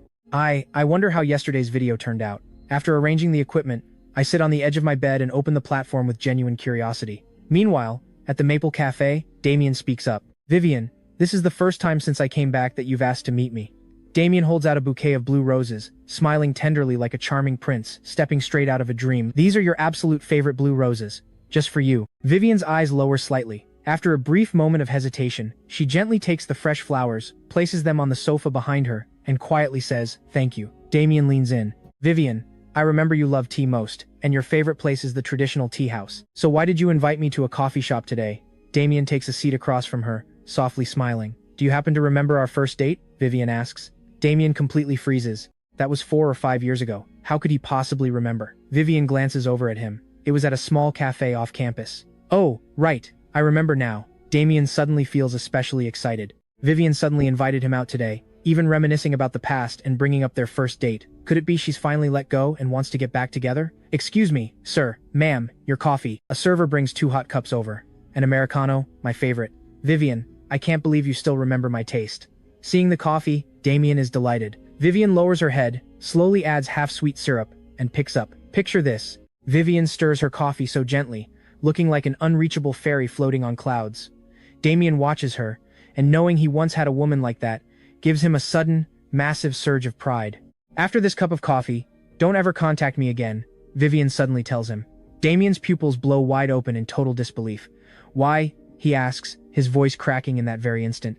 Vivian replies with pure ice. "I don't like people who lie to me." "When did I ever lie to you?" Damien asks, his mouth completely dry.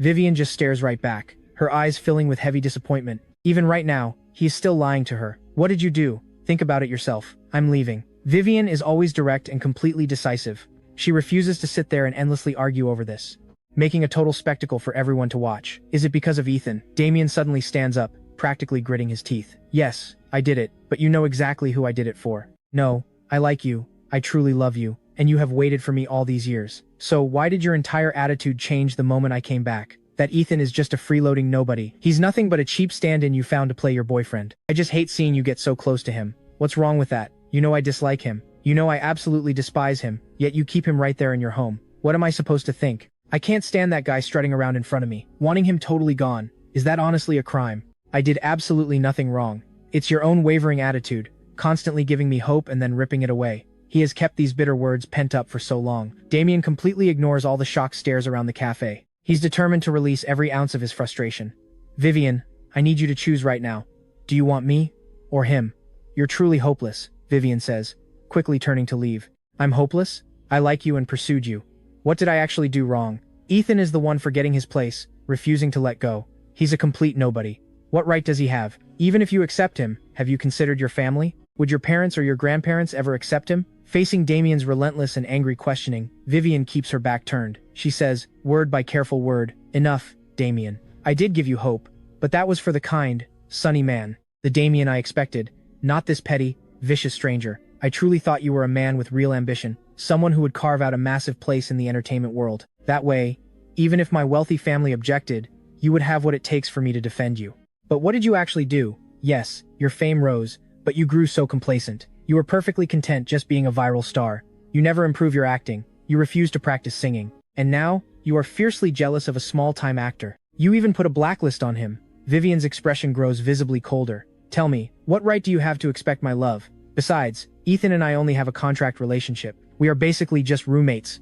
There's absolutely nothing between us. So what on earth are you jealous of? He has diligently taken care of me all these years, never asking for a single thing.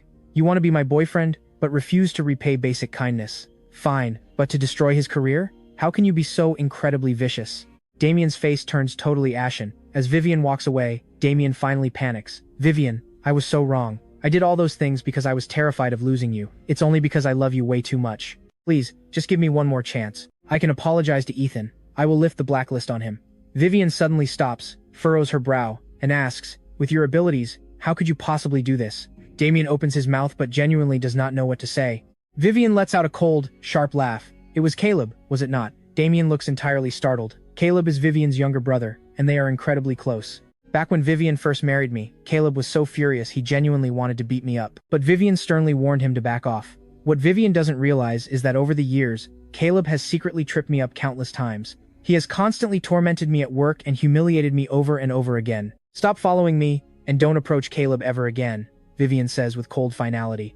Vivian, have you forgotten? You promised me 3 chances, Damien suddenly cries out. This desperate plea makes Vivian abruptly remember her senior year in college. You and I both know how terrifying it is to be stranded. She had a brutal motorcycle accident on a dark mountain road, helpless, with a broken phone. It was Damien who arrived in the dead of night to rescue her. In that exact moment, she felt deeply, profoundly grateful. She promised that no matter what terrible mistakes Damien might make in the future, she would freely give him 3 chances. Now, Damien declares with deep, raw emotion, Vivian, I swear to you I will change. I truly love you so much. Just give me one more chance. Please, just one. Vivian slowly turns to look at him, and after a long silence, she gently nods. I always keep my word. 3 chances, not one less. But you have already used up 2 of them. Leaving without a word 3 years ago was the first. Today is the second. Damien is absolutely overjoyed. Looking completely exhausted, Vivian sighs. I have other things to do. You go first. She vividly remembers that awful night. The crushing despair of being entirely alone and helpless up in those mountains. How Damien gave her a fragile glimmer of life. Because of that heavy life-saving debt, she has not fully repaid him. Yet, my gentle kindness, my quiet care for every little detail in her life over the years, leaves her completely unable to burn that bridge. Vivian returns to her busy office and finds Tessa casually eating a work lunch while blasting some music. Vivian, you're back. Were you on a date with Damien? Why so soon? Tessa asks with her mouth completely full. Just had a quick coffee. Vivian walks straight toward her private office, then suddenly turns back. What is that song you were just listening to? At this question, Tessa totally lights up. This is an original by a creator called Riding the Wind on the streaming platform. It's called Fortune Cast, and it's so good, Tessa says excitedly. Posted just yesterday, and it's almost at 100,000 likes today. Lots of people commented saying it's amazing, just that the audio quality is a bit poor. Vivian opens the platform and finds this creator named Riding the Wind. The short caption reads, I would trade 3 lifetimes to redeem the fate of yours. The caption is simple, but it truly makes people want to click. The video uses live humming with soft bells coming in, giving the unique song an ancient, reverent flavor. Wind blows over sand, and flowers fold an everlasting tale. Moon and water lost in the mirror's strange flowers. Vivian usually enjoys exploring new music, too. The arrangement and creativity of this new song, including the basic composition, leave her with no particular impression. It feels like standard fare. But the underlying melody is truly catchy and easy to grasp. It can be roughly hummed after just a few listens. This is the exact basic foundation of a hit song. After only 2 listens, Vivian instantly knows this track will definitely go viral. Vivian, do you think this creator's deep voice sounds oddly familiar? Also, aren't the floor tiles in this very video exactly the same as yours? When Tessa points this striking detail out, Vivian looks extremely closely. They really are completely identical, which deeply surprises her. Those expensive, custom-made tiles actually appear right there in the video. Vivian is totally startled. She instinctively listens to the creator's voice again. Now she can finally confirm it. This creator called Riding the Wind is actually me. In this exact moment, Vivian is genuinely stunned by me. She always knew I loved music, even sang at the local bar before. But she never knew I harbored such profound talent in music. From the song's beautiful lyrics, it seems I wrote the words, composed the catchy melody, and did the entire arrangement myself. Sitting back at her desk, Vivian rarely takes her busy mind off work. But this time, she opens the comments and reads them. So perfect, my ears just had an absolute orgasm. The creator's voice is incredibly gentle and magnetic. It's honestly too bad he didn't show his real face. This song tells the blind ones, don't fail those who treat you well. Some feelings, once lost, never return. Let's think about that together. Reading the comments, Vivian feels a bit dazed. Don't fail those who treat you well. She thinks of Damien at first, but then, my image clearly crosses her mind. Honestly speaking, in the year plus she actually spent with Damien, they did not create many truly beautiful memories. Except for that terrifying time Damien rescued her in the mountains, most of their typical dates were just standard movies, quick meals, and boring coffee. By now, those old memories have faded. Back then, she was already taking over major management roles at the company, totally swamped with work. And Damien was also incredibly busy with his rising acting career. They rarely saw each other. In stark contrast, in these 3 years with me, though I never did anything romantic. I never went shopping with her, never went out to eat, and never watched a single movie with her. All the normal things couples do, always avoided. But I flawlessly arranged every detail of her life. I managed everything perfectly with the utmost care, quietly like gentle rain nourishing the earth. It's exactly this silent care that leaves the deepest permanent mark on the heart. At this exact thought, Vivian can't help feeling somewhat absurd. She and I are only in an employer and employee relationship. Given the massive gap in our social positions, there can never truly be anything real between us. Why would she suddenly think of me? She quietly pushes my lingering image out of her mind, locks her phone, and strictly returns to serious work mode. But after a short while, she can't help opening her phone again. She clicks that video, gives it a like, and follows the account riding the wind. Meanwhile, back in the villa, I'm completely shocked to find my new video has over 100,000 likes and over 200,000 followers. Meanwhile, my video blew up because of a major influencer's reshare. Grateful, I follow them and send a quick thank you message. Seeing this overnight surge in followers, I realize this is a massive opportunity. I need to ride this viral momentum and release another song fast. Shortly after 8 in the evening, my new piece is finally done. It boasts much better quality than before, but I won't rush. I plan to wait patiently until the current internet buzz fades before releasing it. After stretching my stiff body, I walk to the kitchen to cook up some medicinal porridge. Meanwhile, in her office at the Sterling Group, Vivian pores over financial reports with a massive headache. The Sterling Group's core business is food and beverages. It's peak beverage sales season, but several flagship products have seen significant year-over-year revenue declines. Vice President Rachel looks over and says helplessly, "Miss Sterling, the rival Jameson Group has come on strong this year. They hired top celebrities for brand endorsements, invested heavily in advertising, and rolled out one marketing campaign after another. We absolutely must catch up quickly, or we will lose significant market share." Vivian thinks silently for a moment, already forming a solid plan. After going over the strategy with Rachel, Rachel nods confidently. "I'll get on it right away." Just then, Tessa comes in.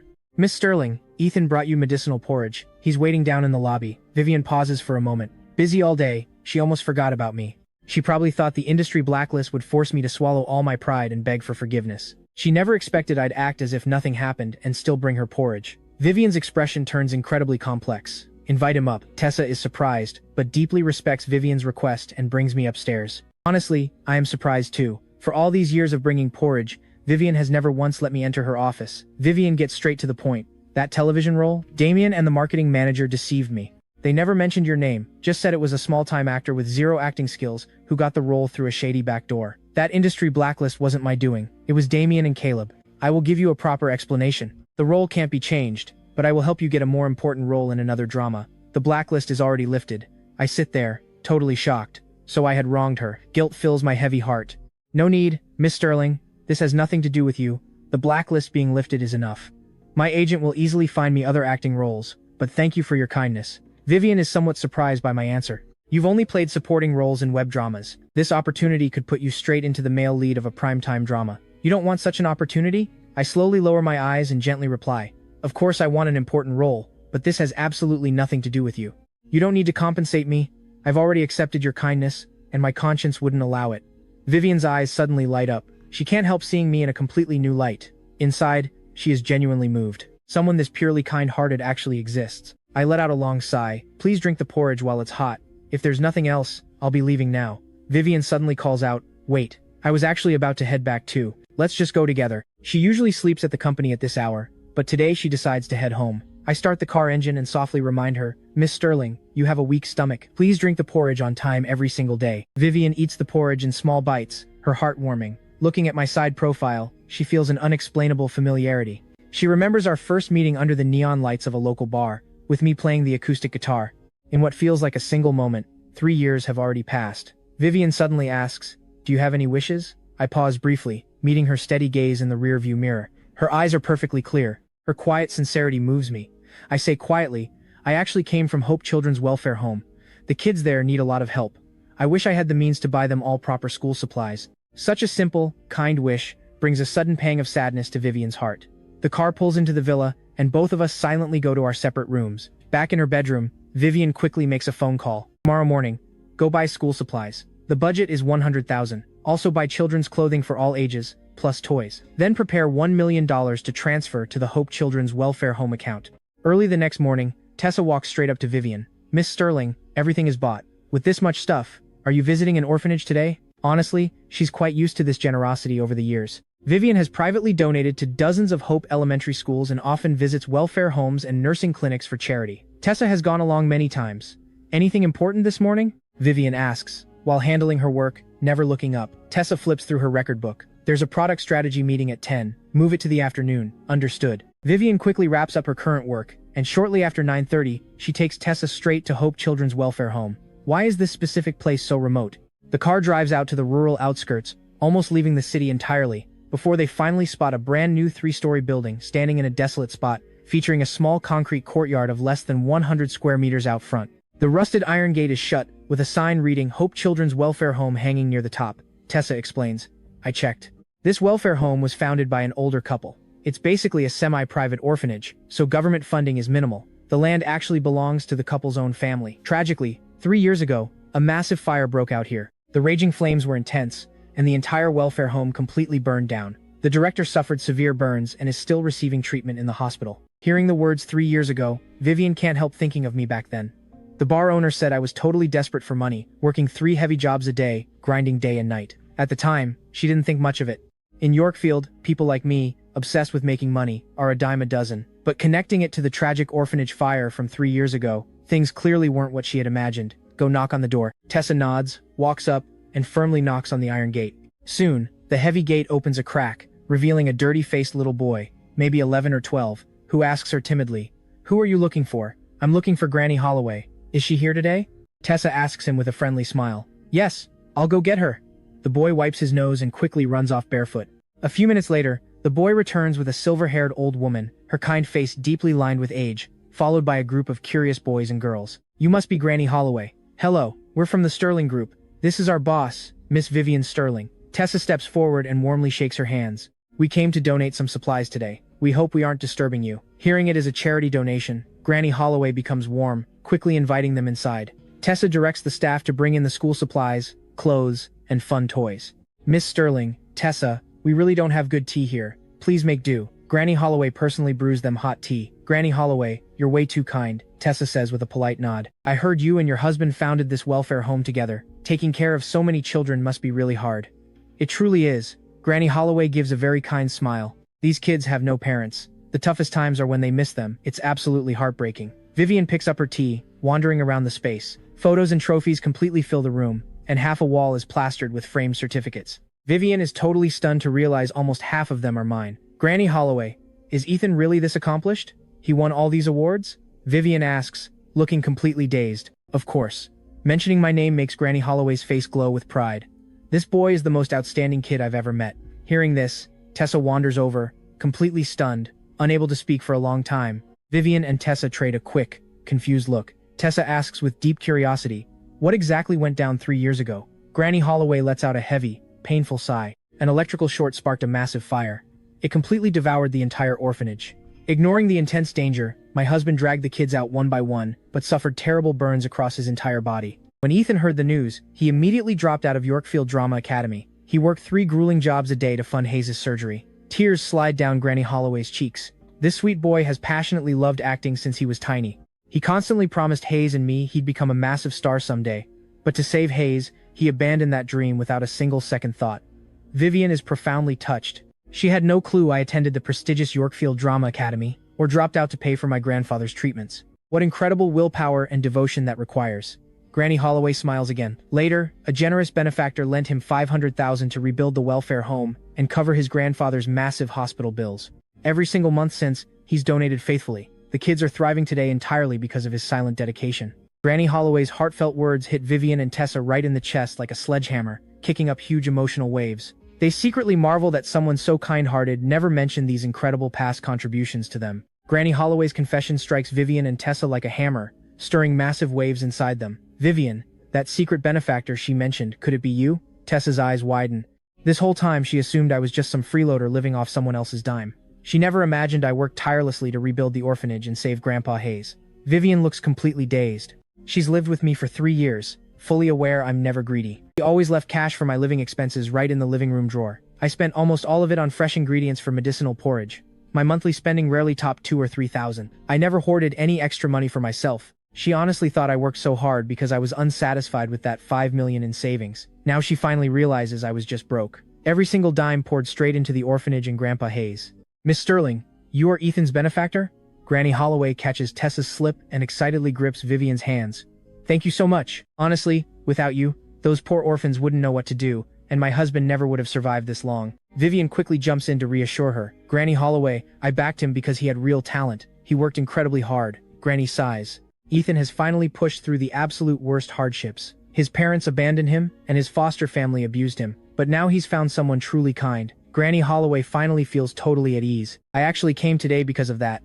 Thanks to his brilliant performance, the board decided to donate 1 million yuan to the orphanage. If you ever face problems later, please contact my secretary anytime, Vivian says warmly. Tessa promptly slides a business card over. Granny Holloway is profoundly touched and tries to refuse. How can I accept? You've helped us so much. Vivian gently holds Granny's hands. Her tone is gentle. This is a token of care. The children's living conditions need improvement. Please accept it. Granny Holloway is so deeply grateful. After lunch, Vivian and Tessa finally finish their meal at her insistence, then drive away. Tessa marvels, I never expected Ethan to be this loyal. I completely misjudged him, thought he was a freeloader. I never imagined it. Vivian listens to Tessa's guilt, her own racing thoughts refusing to stop. My quiet smile flashes in her mind, and a strange ache twists her heart.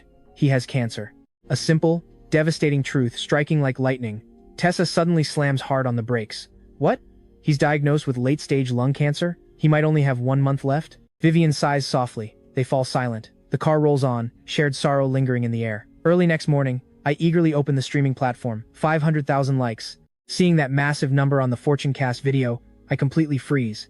It actually blew up this big overnight? And my follower count just skyrocketed by 300,000, breaking past the 500,000 mark. I quickly scroll through the flooding comments. Came here from a recommendation. This is incredible. Oh my god, I've looped this all day. Way better than those generic pop songs crowding the charts.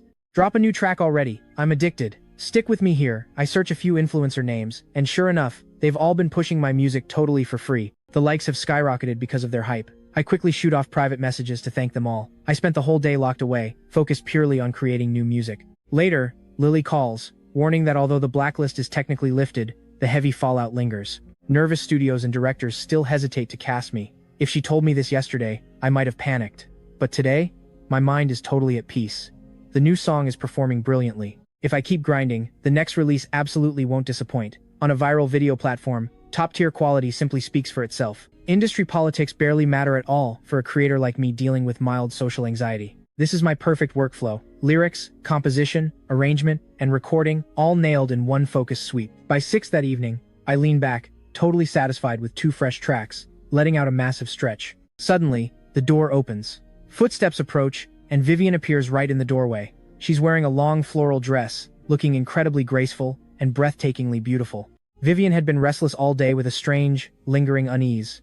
After work, she rushed home anxiously, eager just to see me. The second she stepped inside, her mood completely leveled out, as if I were the actual source of that tranquility. Standing there in my doorway, she immediately spots the brand new recording equipment. Since her company dominates the film industry, she instantly knows exactly what it's for. Scattered papers on my desk are absolutely covered in fresh lyrics and sheet music, while a guitar rests casually on the floor. Miss Sterling, you're home. Sorry, I'll clean this up right away.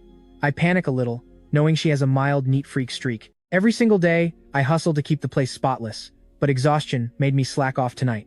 Watching me scramble to clean, Vivian's gaze turns complex and completely wordless. Miss Sterling, have you eaten? I'll cook right after organizing. I'm about to bolt for the kitchen when she suddenly speaks. Ethan, you don't need to be so formal with me. Her words make me freeze. It feels like she just shattered our usual dynamic. I always assumed my polite respect was perfectly normal. Today, I visited Hope Welfare Home. Her words almost make me trip over my own feet. I figured she'd just donate supplies, never expected a personal visit. You used the $5 million I gave you to rebuild the orphan and fund your grandfather's treatments. She stares right at me. I admit it openly. It was incredibly urgent back then. That money saved the orphanage and rescued my grandpa. I am deeply grateful, Miss Sterling, truly. Thank you. I will always try to repay you. Vivian's gaze turns incredibly complex. So all these years of careful attention were just settling a debt? I stay silent. That's my honest truth. Maybe after learning my past, Vivian just pities me more. But honestly, you and I both know that makes my chest feel unbearably heavy. Though our social worlds apart, I secretly hoped we could eventually become real friends. Instead, reality hits like freezing water on a dying flame. It forces me to clearly accept that, to her, I'm just a hired housekeeper. A bitter wave of self-mockery rises inside me. I can't maintain this illusion anymore, so I simply reply, yes. What was I hoping for? Friendship with a billionaire CEO? I'm literally a nobody from the bottom. What could I offer her? The smell of cooking drifts from the kitchen. Vivian sits in her study, staring at the screen. Her thoughts spin in pure turmoil. Only the day Damien left 3 years ago did she feel this shaken. Today, my words upset her. Her phone buzzes with Tessa's message. Vivian, Riding the Wind has an amazing new piece. Vivian instinctively clicks my new video. I uploaded it to the platform just 10 minutes before she arrived home. The caption glowing on her screen seemed to pierce her very soul. I pray to the heavens, not for another lifetime, but just to finally meet you once more in this very one. Much like my previous upload, Vivian's brow lifts slightly in quiet surprise. She gently taps play. The electric keyboard melody drifts out, immediately unfolding a faint, lingering sorrow. A heavy sadness fills the room. As the intro fades, my voice surges like a wave. When moonlight hits my face, I almost change form. Heart-wrenching emotion bleeds directly through every single note. It feels like a bone-deep obsession gives it boundless power. The captivating melody and raw emotions strike the soul. Vivian's expression turns completely focused. Right then, she realizes this new track's emotional appeal completely outshines my previous one. I hit the massive chorus. My vocals grow incredibly powerful, sending an endless, heavy sorrow spilling into every quiet corner of her study. Will we ever meet again? I prayed at the altar for thousands of years. The tragic lyrics hit hard. Vivian clearly pictures a devout man, kneeling stubbornly, like solid stone as the days pass. Seasons change relentlessly, yet nothing shakes his fierce devotion, all for one tiny sliver of hope. Through my vocals, I drive this deep love straight into her heart. Only now does Vivian fully realize that my singing talent is genuinely extraordinary. Real artists move emotion using pure melody, rather than chasing flashy high notes. Vivian lets out a soft sigh. Will we ever meet again? I prayed to the heavens for thousands of years. When my lyrics reach the plea, let me kiss your face once more, Vivian's eyes suddenly well with tears. Can human devotion truly run this deep? For his true love, he'd rather plead with heaven itself. 1,000 years spent wandering the bridge of the afterlife, purely to kiss his beloved's face one single time. This profound kind of devotion shakes the soul. As someone longing for deep platonic affection, this new track stirs endless ripples inside Vivian's heart, leaving her profoundly moved. Turning her head, she can almost gaze straight through the wall at me, bustling in the kitchen. Is this track reflecting his hidden feelings? Does this mean he also longs for a romance that cuts straight to the bone? I really don't know. Vivian turns, replaying my new song repeatedly. The audio production is obviously superior this time. Clearly, that expensive recording equipment wasn't purchased in vain, and she gently purses her lips before eagerly opening the comment section. Ethan's fresh track is absolute fire. Oh my god, this upload definitely did not disappoint us. Total auditory bliss. Honestly, Ethan is genuinely bringing mysticism to an entirely new level. Heartfelt prayer and fortune casting blended into one. The broke rely on mysticism for romance, while the wealthy just rely on cash. Reading these highly entertaining comments, she simply cannot help bursting out laughing. These little moments surely make Vivian think of me, right? Isn't this guy basically a classic struggling man? Is he actually using mysticism to manifest a lover? Miss Sterling, dinner is ready. I gently interrupt her thoughts. Vivian instantly pulls herself together, stepping out of the room with her usual calm composure. During our quiet meal, I carefully ask, Miss Sterling, will you be returning tomorrow?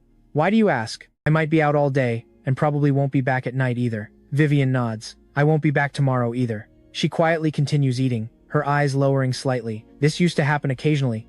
I would always take necessary time off whenever needed, but she never seemed to care. Yet now, she's wondering what exactly I take time off for. After dinner, I quickly wash the dishes, mop the floors, and then silently slip right back into my room opening the platform. Seeing those likes smash past 100,000, I'm so excited I almost scream out. Having to forcefully suppress my excitement, I pace around my bedroom several times before finally calming myself down. Meanwhile, over at the Coolity Music Tower in the capital city, a massive storm suddenly erupts inside the music division's conference room. Director Cheney aggressively slams a report onto the table. Highly displeased, he scolds this month, "Our performance was completely crushed by Penguin Music. Down 15% month over month. What is the company paying you for?" Deputy Director Whitney admits with a bitter smile, "Penguin Music has just been lucky lately, with new talent popping up everywhere, taking over our market share. Meanwhile, we've made zero breakthroughs." Director Cheney's tapping on the desk is especially harsh.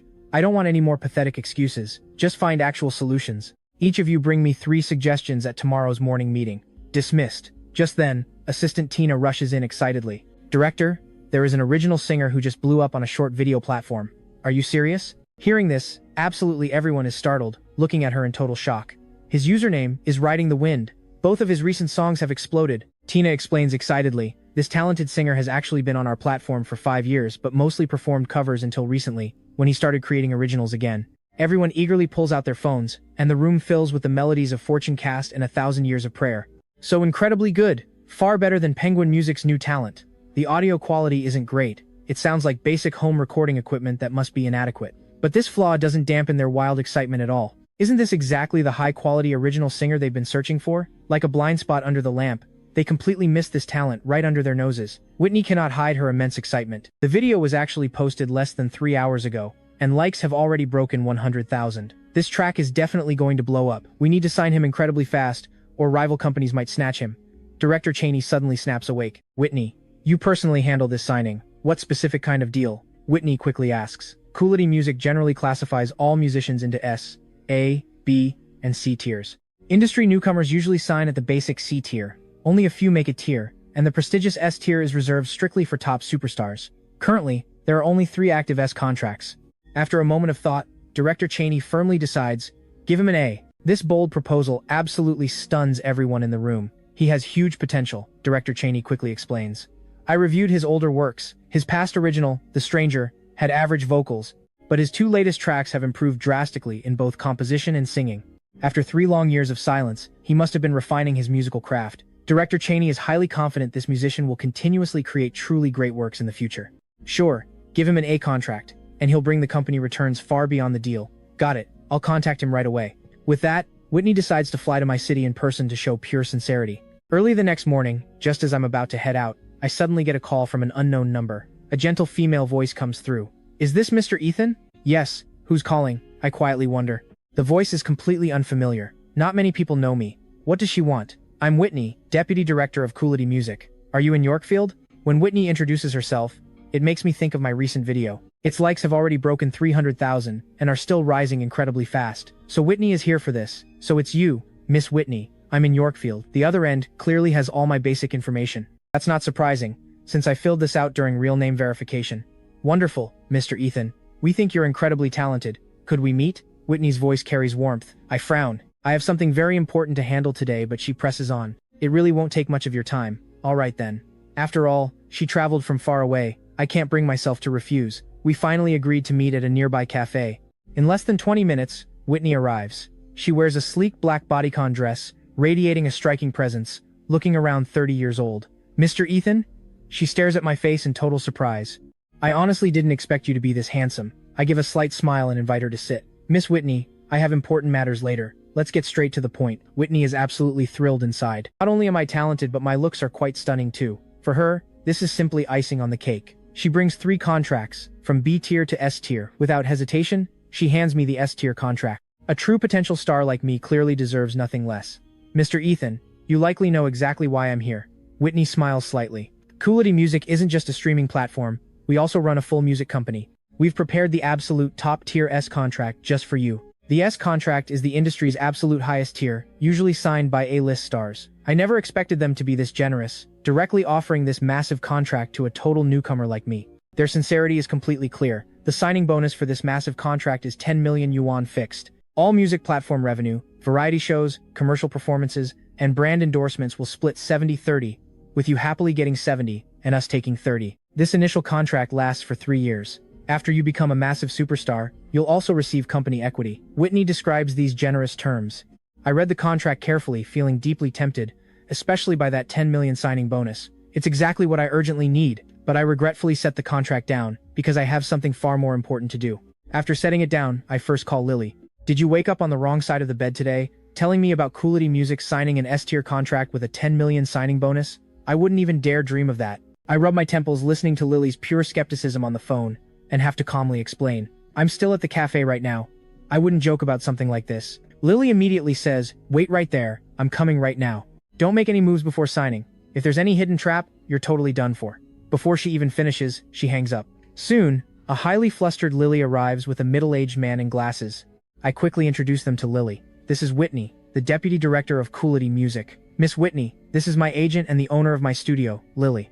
After exchanging some basic polite pleasantries, Lily points to the man she brought. This is Mr. Trent, a lawyer friend I brought to thoroughly review the contract. After reviewing the document several times, Mr. Trent firmly nods. The contract is absolutely fine. Seeing this, Lily smiles with huge relief, saying to Whitney, thank you for Coolity Music's recognition of Ethan. Please take care of him on the music side going forward. Deep inside, she is completely genuine and only incredibly happy about my massive comeback. Just in case, Lily insists on printing a new version of the contract, specifically adding personal commitments, restricting my work activities strictly to Yorkfield and nearby areas at the end. And I also submit Grandpa Hayes' official diagnosis. You've got some moves. I definitely underestimated you. After seeing off Whitney and Mr. Trent, Lily specifically listens to the fresh new tracks I uploaded. I was honestly amazed by my own creative skills. These tracks sounded incredible. Glancing at the clock, I told Lily I would buy her lunch some other time since I had plans. I grabbed my keys and asked if she needed a ride. She kindly declined, saying her stop was too remote and she'd catch the bus.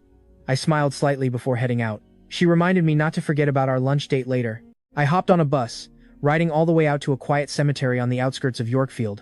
I carried a bouquet of baby's breath and a pack of beer. Arriving at my destination, I carefully navigated the grounds to an old grave. Carved into the headstone was a young girl's radiant smile, almost as if she were looking right at me.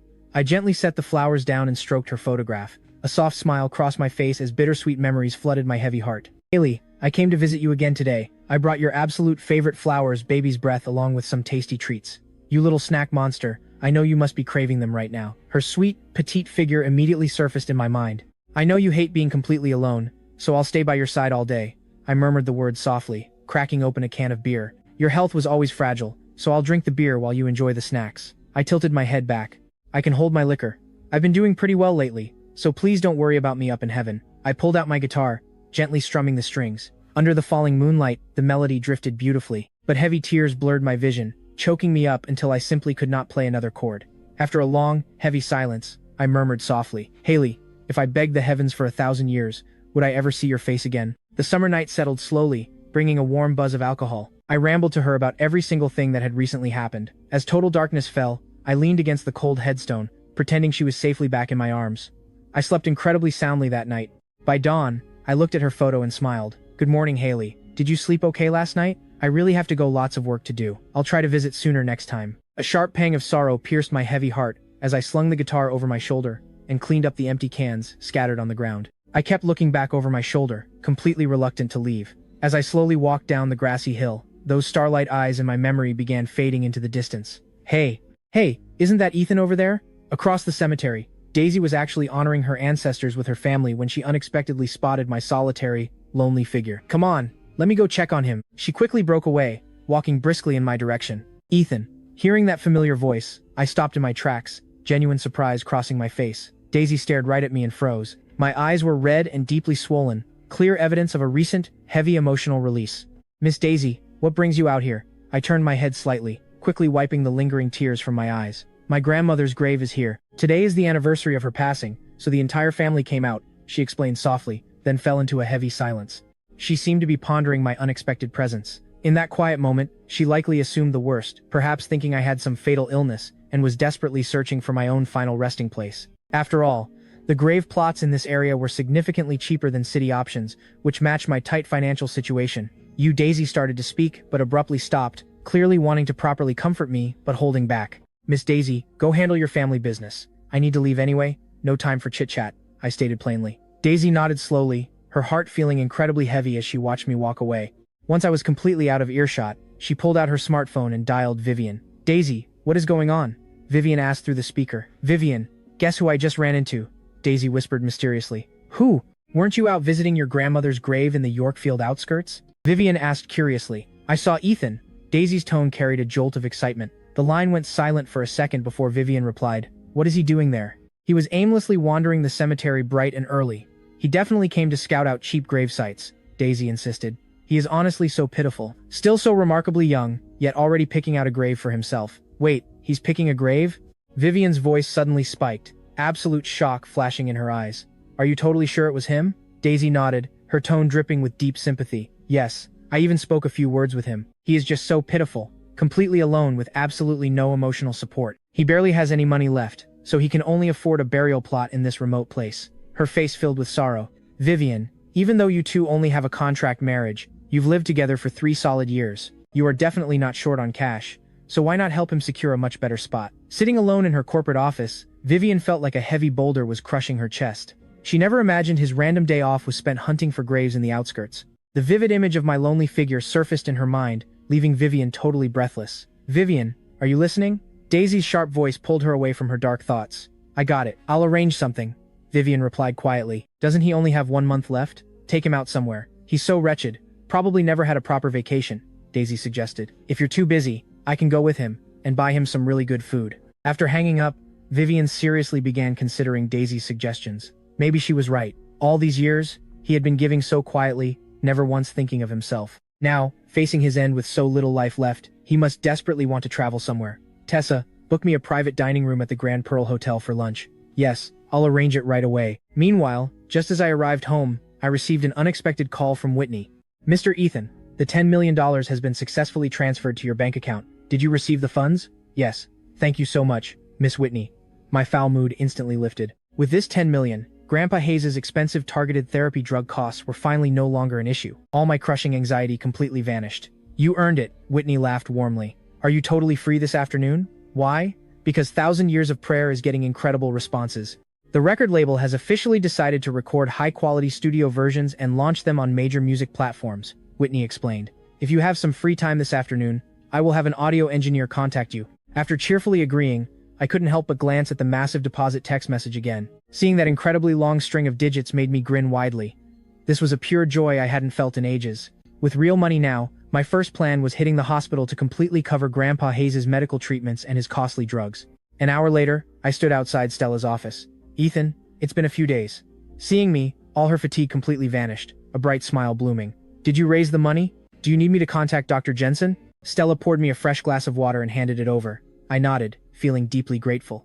She once generously offered to cover the funds herself, but I never wanted to owe such a massive debt. Even this time, I respectfully didn't accept, but I'll always remember her genuine kindness. "Any plans for lunch?" I asked tentatively. "No? Why?" Her eyebrows rose slightly, her pretty face completely unable to hide her genuine delight. "Can I take you out to lunch?" This was my very first time inviting a woman to a meal. Inside, I was incredibly nervous, my heart absolutely pounding. Too charming, rosy blushes quickly rose on Stella's cheeks. "Why so suddenly invite me?" She met my gaze, her bright laugh ringing like silver bells. "Is this really your first time asking a girl to a meal?" Feeling a bit embarrassed, I nodded and sheepishly admitted it. "Stella, thank you so much for taking care of me and my sick grandfather all these difficult years. In this cold world, not many truly care about me, but Stella proved her genuine friendship through her kind actions. I've always held that deep gratitude in my heart. Now that I have actually made some real money, even after paying for Grandpa's treatments and costly drugs, I have a little left over. So, the first thing I thought of was treating you to a meal as thanks." Stella's eyes flashed with sweet tenderness, her lips curving into a beautiful smile. Her gaze turned slightly teasing. "Shouldn't the very first person you invite be your wife?" I paused. There are absolutely no genuine feelings between me and Vivian. It's nothing more than a strict contract relationship. Even if she felt a sliver of pity for me, the moment our contract ends, we'll return to completely different worlds. Even seeing each other would be a rare luxury. "Stella, stop teasing me. Vivian and I are definitely not from the same world." I laughed awkwardly and continued, "So, are you coming or not?" Stella watched my flustered expression, her eyes full of bright laughter. "Since it's your first time inviting a girl out for a meal, I have to give you that high honor. No matter what, I'll definitely come to lunch." Hearing her agreement, I happily stood up. "I already booked a great spot at the Grand Pearl Hotel. I'll visit Grandpa first, then pick you up at noon." The Grand Pearl Hotel is incredibly famous for serving top-tier cuisine, expensive seafood, and lavish imperial banquets that draw elite diners. I finally saved enough money to proudly treat Stella here. Money brings real freedom, nothing could be more fitting. Stella sat gracefully by the window, her gaze gentle and playfully teasing. "Ethan, You really struck it rich treating me here. She had seen me painfully struggle for money, her eyes always full of pity. But now, seeing my genuine, relaxed smile, she was truly happy for me. Stella, this drink is for you. Thanks for 3 years of care. My deep sincerity showed clearly on my face, my heart completely filled with gratitude for her selfless help. Suddenly, a very familiar voice abruptly cut into our moment. Vivian and Tessa stormed into the hall and marched right up to me. Her voice shook with absolute fury. Ethan, you shameless cheat, sneaking around behind Vivian's back. Stella and I traded stunned glances, completely speechless at this wild outburst. Tessa, this is a public space, so watch your mouth. Vivian approached us then, her gaze cut like a blade, heavily restrained. I just stood up from my chair and gave a polite smile. Miss Sterling, you are here too. I openly invited them, knowing my conscience was completely clear. Stella spoke up, looking quite flustered. Miss Sterling, Ethan and I are really just friends, nothing more. But Tessa refused to drop it. Her mockery grew even sharper. A single man and woman dining alone. Sure, that means nothing. I lost my patience and snapped back. This is literally just a thank you dinner. Tessa rolled her eyes in pure rage and sneered. Listen to him, Vivian. See how he protects her. Facing Vivian, I chose absolute silence. I knew the bitter truth. To her, I was just an insignificant extra tied to a contract. Our separate worlds had diverged a long time ago. The contract was ending soon, and my life would finally move far away. Explaining myself now would only invite pure humiliation. There was no need to speak, but I genuinely never expected that Vivian would actually ask, Ethan, are you not going to explain your relationship? Her direct words caught me completely off guard. This usually icy billionaire CEO actually seemed to care about my connection to Stella. Hearing me use Stella's first name, watching me defend her Vivian, must have felt a strange sense of loss. It was like her personal territory got invaded. My stubborn silence likely made her feel her dignity was being openly challenged right there. I froze up for a second, totally unable to imagine Vivian questioning me like this. When we signed that contract, she clearly stated I could date whoever I liked, just not too openly while married. Besides, is she not constantly parading around with Damien? Yet it seems she simply refused to let me cross that line. Perhaps her sudden questioning was purely to protect her flawless executive image. After all, I was legally her husband. Bringing another attractive woman to dinner did not look proper. I let out a soft sigh, preparing to explain, when a sudden voice interrupted. Vivian, what a coincidence finding you dining here. Following that sound, Damien strolled right toward us, his face absolutely beaming under the bright lights. 3 or 4 men and women trailed behind him, smiling brightly. I instantly recognized the core acting cast of The Tale of Hannah standing there. Vivian, I was literally just about to invite you. What a lucky coincidence. Damien flashed a wide smile and walked straight to Vivian's side. Miss Sterling, hello. The other actors respectfully greeted our beautiful investor. Hello, are you all here for a cast gathering? Vivian nodded once, her tone slightly cold. Yes, the weather has been boiling lately, and everyone is working so hard. I invited them out to get together, Damien explained, his eyes briefly darting toward me. Vivian, since you have not eaten yet, why not just join us? The more the merrier, he suggested lightly. Before Vivian could respond, Coralie excitedly walked right up to me. Ethan, you are here too? Even though I wasn't in The Tale of Hannah, Coralie and I frequently discussed acting techniques on WhatsApp. She had gained a lot of inspiration from our chats, and her character work had drastically improved. Coralie, I offered a slight smile. She immediately turned and introduced me to the group. This is Ethan. He almost played Yoren, but due to some totally unexpected behind-the-scenes issues, he didn't end up in it. Do not let his young age fool you. His acting is absolutely top tier. I couldn't help but give a very wry smile. Coralie was seriously putting me on a massive pedestal, but quickly sensing the quiet disdain from the others, I naturally wouldn't force myself on them. Your food hasn't arrived yet, so why not join us? I have some things to discuss with you. Coralie warmly invited me. Watching this unfold, Vivian's brow tightly furrowed. Slightly. She obviously knew who Coralie was. This leading industry lady had always remained famously single. How on earth did she connect with me? Coralie's genuine warmth toward me was clearly making Vivian feel quite uneasy. Meanwhile, Coralie's public invitation left me feeling quite awkward. This is your private cast gathering, so it isn't really appropriate for me to join. What's the harm? We are all in the same industry, bound to run into each other anyway, Coralie replied cheerfully. Won't you just give me the honor? I glanced at Stella with a wry smile, realizing I had no real choice but to nod and agree. After all, Coralie had always been incredibly good to me. Lily once mentioned that back when my role got unfairly changed, Carly actually argued with director Hudson on my behalf. The group stepped into the luxury private room and sat down. Vivian chose a seat with Tessa and Yuna beside her, leaving no open spot for Damien. Damien, come sit over here. Eunice smiled brightly and stood up. My bad for not being thoughtful. I just wanted to sit close to Miss Sterling and completely forgot you're her boyfriend. No offense intended. Oh, not at all. It's all exactly the same. Damien sat down contentedly right beside Vivian. By now, rumors of Damien and Vivian's romantic relationship had spread through the whole cast. The Tale of Hannah seemed practically tailor-made for Damien, clearly broadcasting Vivian's blatant favoritism. I just lowered my head, quietly playing around with my phone, acting like this didn't concern me. Vivian watched me, saw my unbothered calm, and felt sharp irritation rising. But a sudden disruption completely shattered the mood. Stella abruptly stood up, her face looking ice cold. Miss Sterling, what exactly is the meaning of this? Stella couldn't believe that Vivian, as my actual wife, openly flaunted her boyfriend. Doing it shamelessly right in front of me, wasn't this a tremendous, deeply painful humiliation for her own husband? In that moment, Stella's heart wrenched in pain. No wonder I never mentioned my wife. She was entirely unworthy. Everyone's eyes quickly turned to Stella. She sternly pointed a finger, questioning Vivian. You are Ethan's actual wife. Carrying on a blatant affair so openly, right in front of his face? How can you look at him?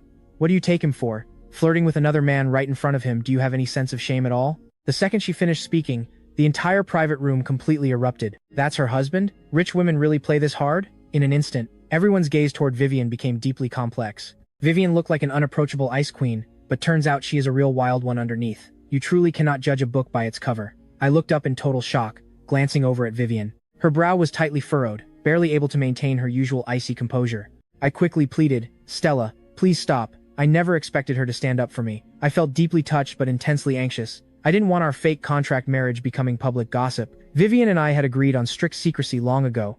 Stella looked at me with pure pity. Ethan, I know you are kind, but I cannot watch you get bullied. She turned sharply to Vivian. Miss Sterling, I know your family has massive wealth and power, while Ethan is just a helpless, entirely alone orphan. But since you are his wife, you should uphold basic fidelity. Trampling on his feelings like this, how can you bear it? If you have no real feelings for him, just get a divorce. With your incredible beauty and wealth, what kind of man could you not find? Why bully such a kind person?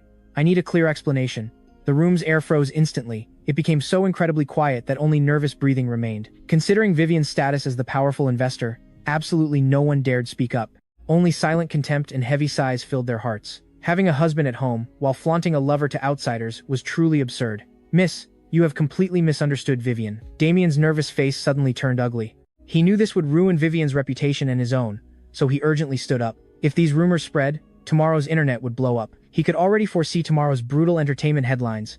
Just then, Vivian spoke up, saying something that caught Damien completely off guard.